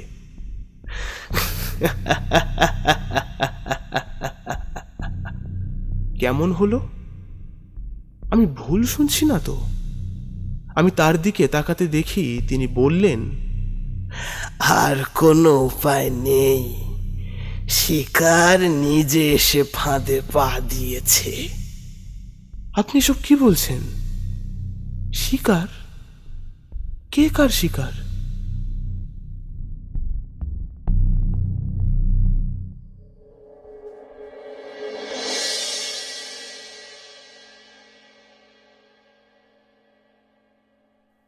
শিকার হলে তুমি আর আমি। আমরা নিজে থেকে এসে পা দিয়েছি এখানে। তিনি জেগে গেছেন। তৃপ্ত না করতে পারলে আমরা তো শেষ হবই, সাথে সাথে পুরো বংশ নির্বংশ হয়ে যাবে। আমরা এক জটিল তন্ত্র, মহাদিশক্ষক্রিন ধূপায় ক্রিয়ার মধ্যে জড়িয়ে পড়েছি। এখন মনে হচ্ছে কি ভয়ানক বুদ্ধি ছিল তাদের, যারা এসব করেছে। বাহ বাহ রে বাহ, এটাই হলো প্রধান দ্বার। এটা খুলতে পারলে আসল গুহার মধ্যে ঢুকতে পারবো। তো খুলে ফেলা যাক। ভাঙতে হবে তো? কি দিয়ে যে ভাঙি? যেমন তেমন করে এই দ্বার খুলবে না। এই যে দেখছো কলসিটা। দেখলাম পণ্ডিত মশাই শেষ কলসির ঢাকনাটিও খুলে ফেলেছেন। আলো ফেলে দেখলাম এটা একেবারেই খালি। আমি বললাম, এটা তো একেবারেই খালি। সেটাই স্বাভাবিক, কারণ এই কলসির ভিতরে আমাদের কিছু ভরে এটি পূরণ করতে হবে, আর সেটি আমাদেরই করতে হবে। যদি না করতে পারি তবে পৃথিবীর যেখানেই পালিয়ে বাঁচার চেষ্টা করি না কেন, মরণ নিশ্চিত। যেহেতু আমরা অক্ষ পিশাচিকে জাগিয়েছি, সেহেতু আমাদেরই তাকে তৃপ্ত করে শান্ত করতে হবে। হাতে সময় মাত্র 72 ঘন্টা। আসলে আমি না ঠিক বুঝতে পারছি না। একটু একটু ভেঙে বলুন না। এসব কি, মানে কি করতে হবে? ফাঁকা কলসিতে কি দিয়ে পূরণ করলে দ্বার খুলবে? এ আবার কেমন নিয়ম? ভালো করে বোঝার চেষ্টা করো। মাটির ওপর এই যে গোল জায়গাটি দেখছো, এটি হলো সেই দ্বার। এটির মধ্যেই অক্ষ পিশাচিকে প্রতিষ্ঠা করা হয়েছে। অগ্নি, বায়ু ও বাড়ি, এই 3 তত্ত্ব প্রদান করে পিশাচিকে তৃপ্ত সূচনা নিদ্রায় মগ্ন রাখা হয়েছিল। তারপরই সে ঘুমিয়ে পড়ে, আর তাকে দ্বার রক্ষক হিসেবে প্রতিষ্ঠা করার কারণে সে দ্বারের গোড়াতেই শুয়ে ঘুমিয়ে থাকে। কিন্তু ভুল করেও যদি কেউ এই তামার কলসিগুলোকে স্থানচ্যুত করে, তবেই তার ঘুম ভাঙে। এবং সে যেহেতু দ্বার রক্ষক, তাই সে মনে করে হয়তো কেউ দ্বার খোলার জন্যই তাকে ডেকে তুলেছে, কারণ দ্বারের চাবি যে তার কাছে। তখন পিশাচিকে নির্দিষ্ট সেই জিনিসটি দিতে হবে যা সেই তান্ত্রিক বীজমন্ত্র রূপে পিশাচিকে প্রদান করেছিলেন। এই ধরনের জিনিসগুলি প্রায় দুষ্প্রাপ্য, তাই খুঁজে এনে পিশাচির হাতে তুলে দেওয়ার জন্য 72 ঘন্টা সময় নির্ধারিত। এই সময়ের মধ্যে যদি পিশাচিকে তা না দেওয়া হয়, তবে পিশাচি বুঝবে আমরা দুষ্টু লোক, আমাদের হয়তো কোনো দুরভিসন্ধি রয়েছে এবং সে আমাদের নির্মমভাবে হত্যা করবে। আর যেমন তেমন করে দিলে হবে না, সঠিক নিয়ম মেনে উপাচার করে সেই দুষ্প্রাপ্য জিনিসটি এই ফাঁকা কলসিটির মধ্যে রেখে শেষ নম্রকুণ্ডে আজ্ঞাচক্রের দৃষ্টি দিলেই ক্রিয়া সম্পূর্ণ হবে। কিন্তু কি জিনিস দিতে হবে এই কলসিতে? সেটা ক্রিয়া শুরু করলেই বুঝতে পারবো। না, আর দেরি করা ঠিক হবে না, আমি এক্ষুনি ক্রিয়ায় বসছি। পণ্ডিত মশাই মেঝের ওপর সেই বৃত্তাকার জায়গাটির ওপর বসে নিজের 2 পায়ের গোড়ালি ঘাড়ের কাছে আটকে রেখে হাত জড়ো করে চোখ বুঝলেন। আমি হাতের টর্চটা গুহার এদিক ওদিক ফেলে দেখছিলাম। হঠাৎ কিছু একটা চোখে পড়ল বলে মনে হলো। উঠে এগিয়ে গেলাম দেয়ালের দিকে। সেখানে নানান রকম ছবি আঁকা। টর্চের আলো গুহার দেওয়ালে প্রতিফলিত হয়ে গুহার ছাদটা যেন চকচক করে উঠল।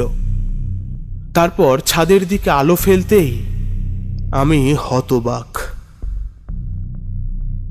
আমার মনে হলো যেন এক্ষুনি আমার হাত থেকে টর্চটা পড়ে যাবে। সারা শরীর অসাড় হয়ে যাচ্ছে। এতটাই চমকে গেছি যে গলার সামান্য আওয়াজটুকুও কণ্ঠের কবরেই চাপা পড়ে গেছে। যে ভয়ানক জীবটিকে গুহার বাইরে ঘোরাফেরা করতে দেখেছিলাম, সে এখন গুহার ছাদে টিকটিকির মতো আটকে আছে। তার চোখ খোলা এবং সেটি আমাদের দিকে স্থির হয়ে আছে। তার গায়ের চকচকে কাঁটাগুলিতেই টর্চের আলো প্রতিফলিত হয়ে চকচক করছিল, কিন্তু সে একদম শান্ত। এতটুকু নড়নচড়ন নেই তার। একদম স্থির হয়ে আমাদের দিকে তাকিয়ে আছে। আমার হাতে টর্চটা যেন তার দিক থেকে আর সরতেই চাইছে না। হাতটা যেন অসাড় হয়ে মূর্তির হাতে পরিণত হয়েছে। বেশ কিছুক্ষণ এভাবে থাকার পর ধীরে ধীরে সাহস করে গুহার একটা কোণে গিয়ে বসলাম। পণ্ডিত মশাই ধ্যানে মগ্ন। তাকে ফেলে যেতেও পারছি না। ভাবলাম যা হবে হবে, আমি এখান থেকে এক পাও নড়ব না। বসে বসে মনে হচ্ছিল আমি যেন পণ্ডিত মশাইয়ের প্রহরী, আর আমাদের প্রহরী এই অলৌকিক দর্শন ভয়ানক জীবটি।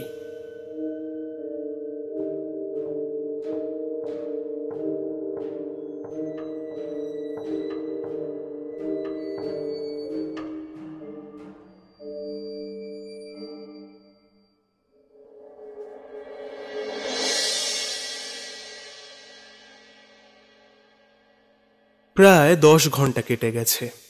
পণ্ডিত মশাই এখনো সেই একইভাবে বসে আছেন, কিন্তু এই 10 ঘন্টায় তিনি তার হাতের মুদ্রা 3 বার পরিবর্তন করেছেন। এখন তার 2 হাতের বৃদ্ধাঙ্গুল কপালের মাঝে ছোঁয়ানো, আর বাকি 4টি আঙ্গুল দিয়ে মুষ্টি পাকানো। ছাদের জীবটির কোনো পরিবর্তন ঘটেনি, তবে এখন আর এক নাগাড়ে আলো ফেলে নেই তার দিকে। মাঝে মাঝে একবার করে নজর দিচ্ছি মাত্র। কেমন যেন শুয়ে গেছে। চোখ দুটো বুজে আসবে মনে হচ্ছিল। এমন সময় পণ্ডিত মশাইয়ের কণ্ঠস্বর কানে এলো।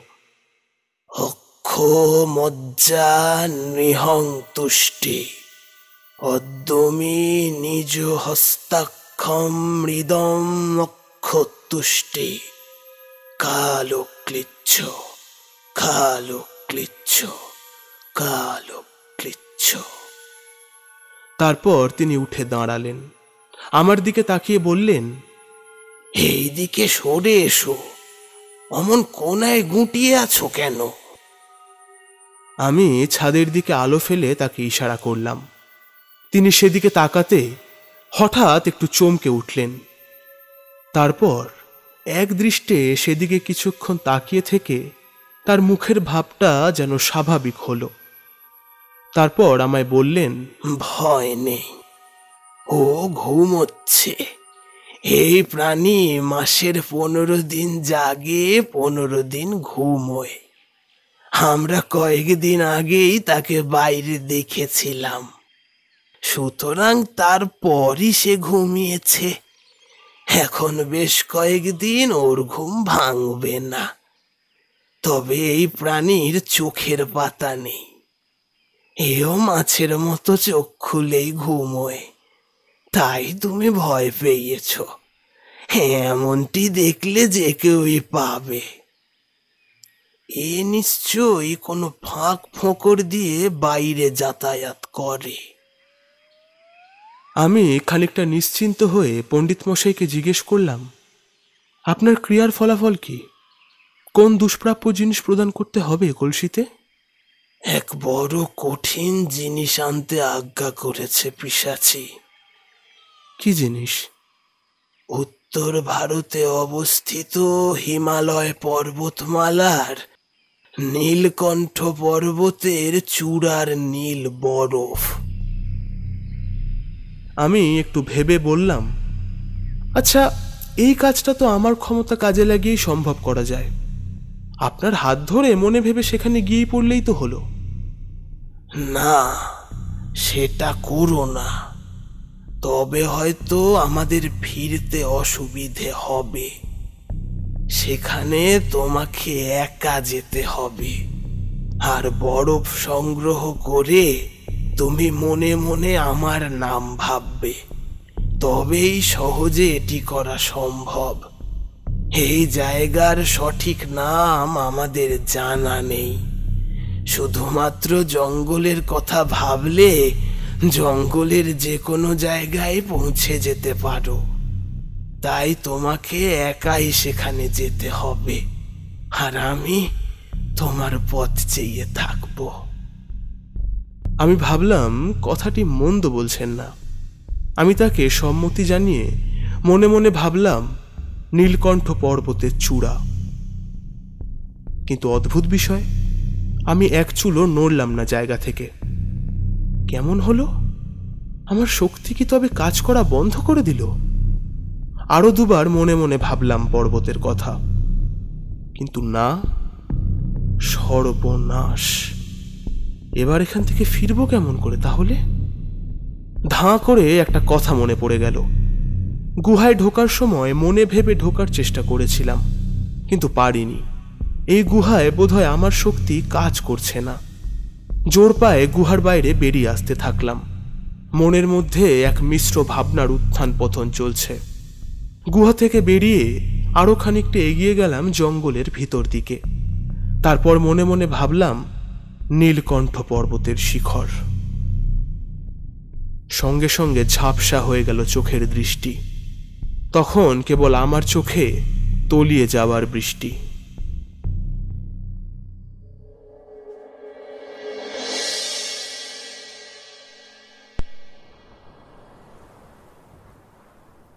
শরীর সিটিয়ে যেতে থাকলো হাড় কাঁপানো ঠান্ডার দাপটে। এখন আমার চারিদিকে কেবল বরফ আর বরফ। সূর্য একেবারে মাথার উপর। সামনে পেছনে সারিবদ্ধভাবে দাঁড়িয়ে আছে বরফে ঢাকা নানান ছোট বড় পাহাড় পর্বত।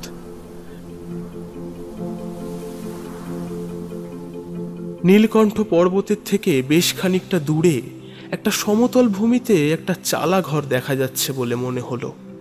চোখ ছোট করে দেখতেই দৃশ্য একদম চোখের সামনে চলে এলো। দেখে মনে হলো সেটি সম্ভবত কোনো একটি মন্দির। আশেপাশে ত্রিশূল, পাথরের ষাঁড়ের মূর্তি চোখে পড়ল। কেন জানি না মনে হলো আমার একবারটি যেন সেখানে যাওয়া দরকার। কেমন একটা অদ্ভুত ইচ্ছে জাগছে মনে।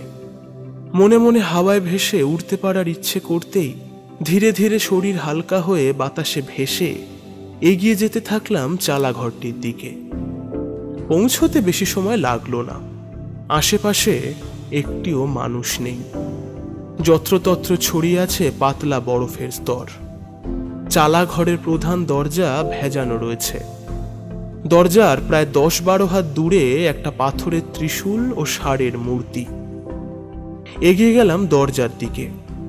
দরজায় হাত ছুঁয়ে ঠেলতে যাব, ঠিক সেই সময় যেন আপনা থেকেই দরজাটি খুলে গেল। একটু অদ্ভুত লাগলো। ভিতরে প্রবেশ করলাম। কিছুটা গিয়ে দেখলাম একটা বেশ মাঝারি মাপের ঘর ও তার ঠিক মাঝখানে একটি পাথরের খণ্ড। তারপর ভালো করে দেখতে বুঝলাম পাথরের অনেকখানি অংশ হয়তো মাটির ভেতরে ঢুকে আছে। পাথরটিকে দেখতে কেমন যেন ষাঁড়ের পিঠের কুঁজের মতো। তার পাশে একটা বড় ধাতুর ত্রিশূল এবং সেই ত্রিশূলে একটি ডুগডুগি। আমি বুঝলাম এটি তার মানে মহাদেবের মন্দির। প্রণাম করে বেরিয়ে এলাম মন্দির থেকে। আমি বেরোতেই মন্দিরের দরজা আবার আপনা থেকে বন্ধ হয়ে গেল। চারিদিকটা দেখে মনে হচ্ছে এমন জায়গায় যে মানুষ এই মন্দির বানিয়েছেন তিনি সত্যি একজন উচ্চমানের দার্শনিক। মন্দিরটিকে চারিদিক থেকে ঘিরে আছে বরফাবৃত পর্বতের সারি। তার থেকে সৃষ্ট জলধারা নদীরূপে বেরিয়ে এসে দাপটের সাথে এগিয়ে চলেছে। সুন্দর, খুব সুন্দর। আবার মনে ভেবে নীলকণ্ঠ পর্বতের শিখরে এসে পৌঁছলাম। এখন যেন আর ঠান্ডা লাগছে না আমার। শরীরে এক অন্যরকম অগ্নি জন্ম নিচ্ছে মনে হলো। সেখান থেকে বেশ খানিকটা নীল বরফ সংগ্রহ করলাম। নীল বলতে আমি ভেবেছিলাম বেশ নীল বোধ হয়, তবে তেমনটা নয়। নীলের একটা আভা আছে মাত্র। নিজের সবকটা পকেটে ও হাতে বরফ ভর্তি করে নিয়ে মনে মনে ভাবলাম তান্ত্রিক দুর্গা শঙ্কর পণ্ডিত। চোখের পলকে এসে পৌঁছলাম জঙ্গলের মধ্যে গুহার থেকে কিছুটা তফাতে। তাড়াতাড়ি এগিয়ে গিয়ে গুহায় প্রবেশ করলাম। পৌঁছে দেখলাম পণ্ডিত মশাই চোখ বুজে বসে আছেন। আমি তার সামনে দাঁড়াতেই তিনি চোখ বন্ধ অবস্থাতেই বললেন, কেদারনাথ মন্দির দর্শন করে এলে দেখে খুশি হলাম। দাও দেখি এবার বরফগুলো। আমায় কিছু বলার সুযোগ না দিয়েই এক খাবলা বরফ আমার থেকে নিয়ে সেই ফাঁকা কলসির মধ্যে রেখে 4টি কলসিকে একটার ওপর একটাকে চাপিয়ে মাটিতে বসে আবার চোখ বুজলেন। কিন্তু এইবার আর তিনি সেই গোল চক্রটির মধ্যে বসলেন না। ছাদের দিকে চোখ যেতে দেখি সেই জন্তুটি তেমনই আছে। একটু একটু করে সময় এগোতে থাকলো। হয়তো মিনিট 20 কেটেছে। হঠাৎ যেন গুহাটি আলোকিত হয়ে উঠতে থাকলো। আমার চোখ শটান মেঝেতে খোদাই করা বৃত্তের দিকে। সেখান থেকেই একটা কালচে নীল আলো বিচ্ছুরিত হচ্ছে। পণ্ডিত মশাই এবার চোখ খুলে উঠে দাঁড়ালেন। হাতের ইশারায় আমাকে পিছিয়ে দাঁড়াতে বললেন। এবার দেখি গুহার মেঝের ওই বৃত্তাকার জায়গাটি ধীরে ধীরে যেন পাতলা হয়ে আসছে। আলো কিন্তু এখনো বিচ্ছুরিত হচ্ছে। এমন চলতে চলতে মেঝের ওপর একটা বেশ বড় ছিদ্র তৈরি হলো। আর তখনই ছাদের গায়ে আটকে থাকা জন্তুটা খসে পড়ল ছিদ্রের মধ্যে। আর তখনই তার গায়ে আগুন জ্বলে উঠল অদ্ভুতভাবে। নীলচে আলো এখন মিলিয়ে গেছে। এখন কেবল একটা হলদে আলো ভেসে আসছে ছিদ্রের ভেতর থেকে। সেই আলোর উৎস হল জন্তুটির গায়ের জ্বলন্ত আগুন। পণ্ডিত মশাইয়ের মুখে একটা প্রশান্তির ভাব বুঝতে পারছি। আমার মাথাটা কেন জানি না ঝিমঝিম করছে। পণ্ডিত মশাইয়ের দিকে তাকাতে তিনি বললেন, হ্যাঁ, কষ্ট তবে সার্থক। তুমি প্রস্তুত তো? আমি নিজের শরীরটা শক্ত করে বললাম, হ্যাঁ, একদম প্রস্তুত।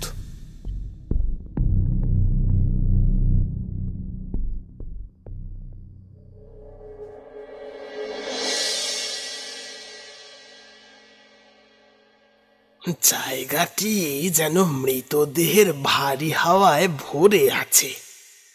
এখানে যারা যারা ছিল আমার ধারণা তারা প্রত্যেকে এই গুহার মধ্যেই মরেছে। ও এখনের মতো আরো বেশ কিছু মানব কঙ্কাল আমরা গুহার আরো ভেতরে দেখতে পাবো আশা করছি। কিন্তু গুহার ভেতরটা দেখছো, এ জিনিস যারা বানিয়েছে তাদের তারিফ না করে পাচ্ছি না। সত্যি এইটুকুতেই যা যা দেখছি, আরো ভেতরে না জানি কি কি আছে। ধীরে ধীরে আরো এগিয়ে চলি, চলো। আমরা আরো ভেতরে এগিয়ে যেতে থাকলাম।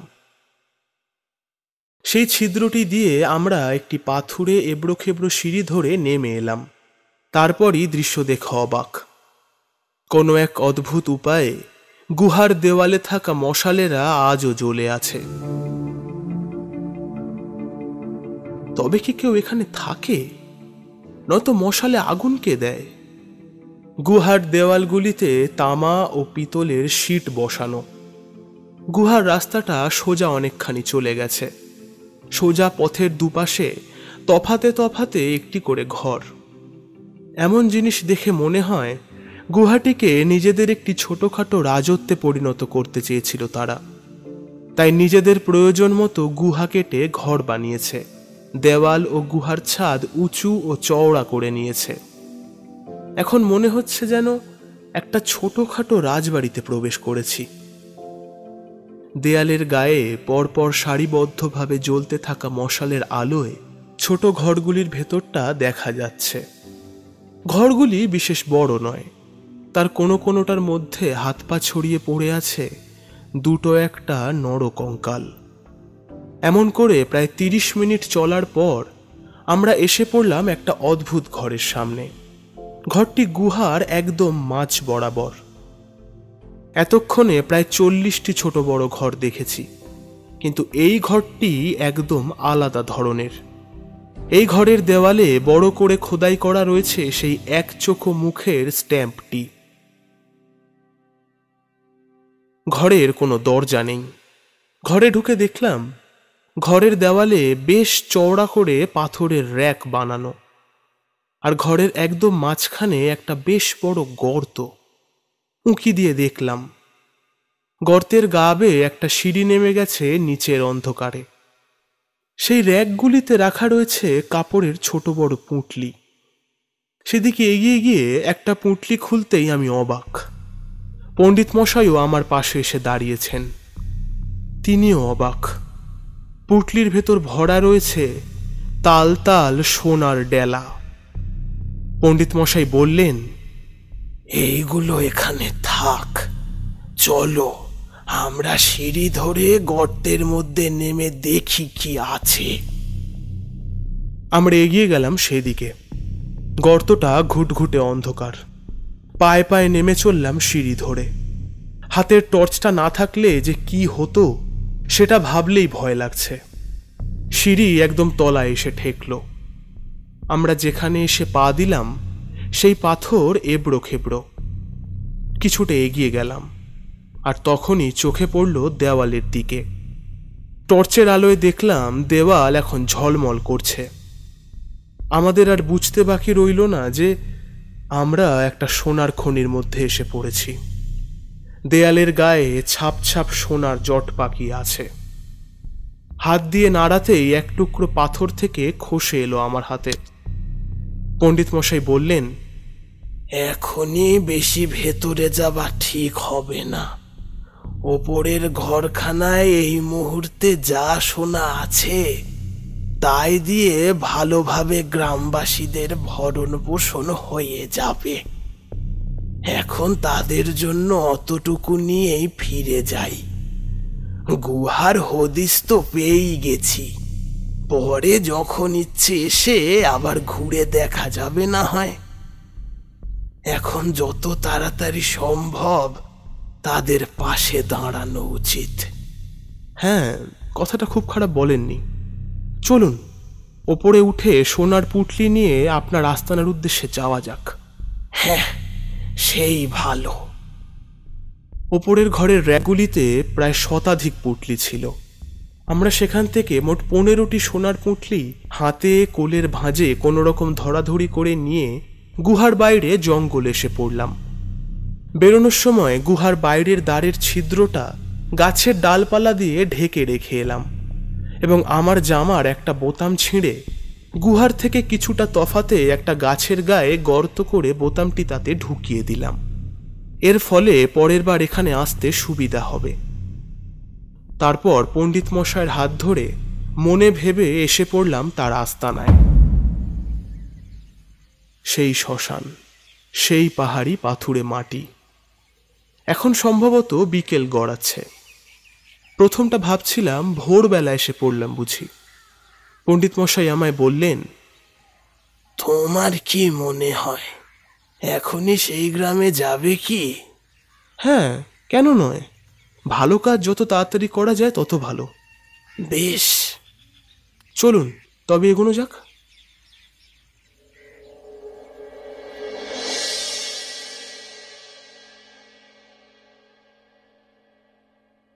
একটা অদ্ভুত ঘটনা ঘটে গেছে। আমরা যখন গ্রামে পৌঁছে তাদের হাতে সোনা ধরিয়ে দিচ্ছি, তখন তাদের মধ্যে একজন হঠাৎ বলে উঠল সে নাকি এই চিহ্নটা আগেও দেখেছে। সে এখন নির্দেশ করছে আমার হাতের কাপড়ের থলেটার দিকে। আর সেই সোনার থলেটার গায়ে দেখি সেই একচোখো মুখের স্ট্যাম্প। সেই লোকটির বক্তব্য যে সেদিন তাদের গায়ে যারা আগুন লাগাতে এসেছিল তাদের ঘোড়ার গায়ে ঝুলছিল একখণ্ড কাপড়, তাতেই বড় করে এই স্ট্যাম্পের ছবি ছিল। ইতিমধ্যে গ্রামবাসীরা এটা ভাবতে শুরু করেছে যে আমরা বোধহয় সেই ডাকাত দলের সাথে লড়াই করে তাদের থেকে খেসারত নিয়ে এসেছি। থলের ওপর ওই চিহ্নটা আগে খেয়াল করিনি। এখন সবটা পরিষ্কার আমার কাছে। যারা ক্ষতি করলো তাদের ডেরায় গিয়েই ক্ষতিপূরণ নিয়ে এলাম আমরা।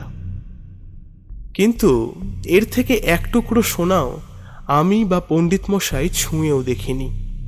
পণ্ডিত মশাই আমার থেকে এখন প্রায় 10 হাত দূরে দাঁড়িয়ে আছেন।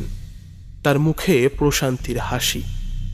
তিনি ধীর পায়ে আমার কাছে এসে আমার একটা হাত ধরে বললেন, শুধুমাত্র ধন্যবাদ দিয়ে তোমায় ছোট করতে পারবো না। আমি ভিখিরি সাধু, হাতে করে দেওয়ার মতো কিছুই নেই আমার। তবে প্রাণ ভরে আশীর্বাদটা নিশ্চয়ই করব। আপনি কি বলছেন মশাই? আপনি জানেন আপনি না থাকলে আমি এক পাও এগোতে পারতাম না। তাই দয়া করে আর লজ্জা দেবেন না আমায়। জীবনে অনেক বড় হও। আমি তাকে একটা প্রণাম করলাম। তাতে পণ্ডিত মশাই আমায় বুকে ধরে টেনে নিলেন। আমি তাকে বলে আসি যে আমি মাঝে মাঝে এসে তার সাথে দেখা করে যাব। এই শেষ কথা। তারপর আবার মনে ভেবে আমার লন্ডনের বাড়িতে ফিরে আসি।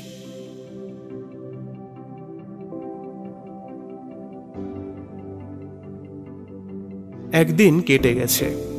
মনের মধ্যে একটা কথা কাল থেকেই খোঁচা দিচ্ছে। তা হলো পণ্ডিত মশাইয়ের বলা সেই কথাটি, যখন তিনি বললেন আমি কেদারনাথ দর্শন করে এসেছি। মন্দিরটির নাম অনেক শুনেছি বটে, কিন্তু তা যে এমন সুন্দর জায়গায় অবস্থিত তা কল্পনাও করিনি কখনো। আসলে হিমালয়ের দিকে আগে গিয়ে ওঠা হয়নি। তবে এবার নিশ্চয়ই যাব। সেই জায়গা যেন স্বর্গের মতো। স্বর্গ যে আসলে কেমন তা ঠিক জানি না, তবে হয়তো এমনই। অ্যামাজনের সেই গুহায় আর ভাবছি কখনো যাব না। কৌতূহল ও প্রয়োজন দুই মিটেছে।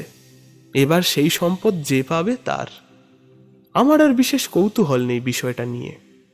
তারপর মনে হলো গাটা কেমন ম্যাজ ম্যাজ করছে।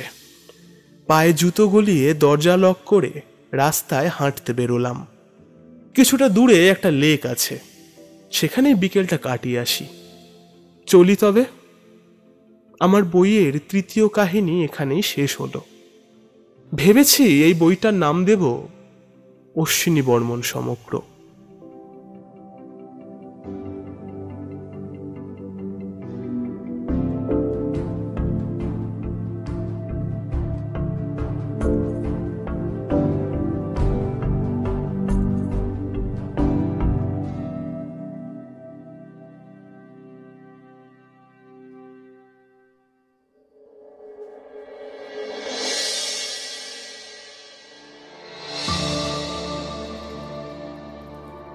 শুনছিলেন তান্ত্রিক দুর্গাশঙ্কর পণ্ডিতের গল্প খেসারত।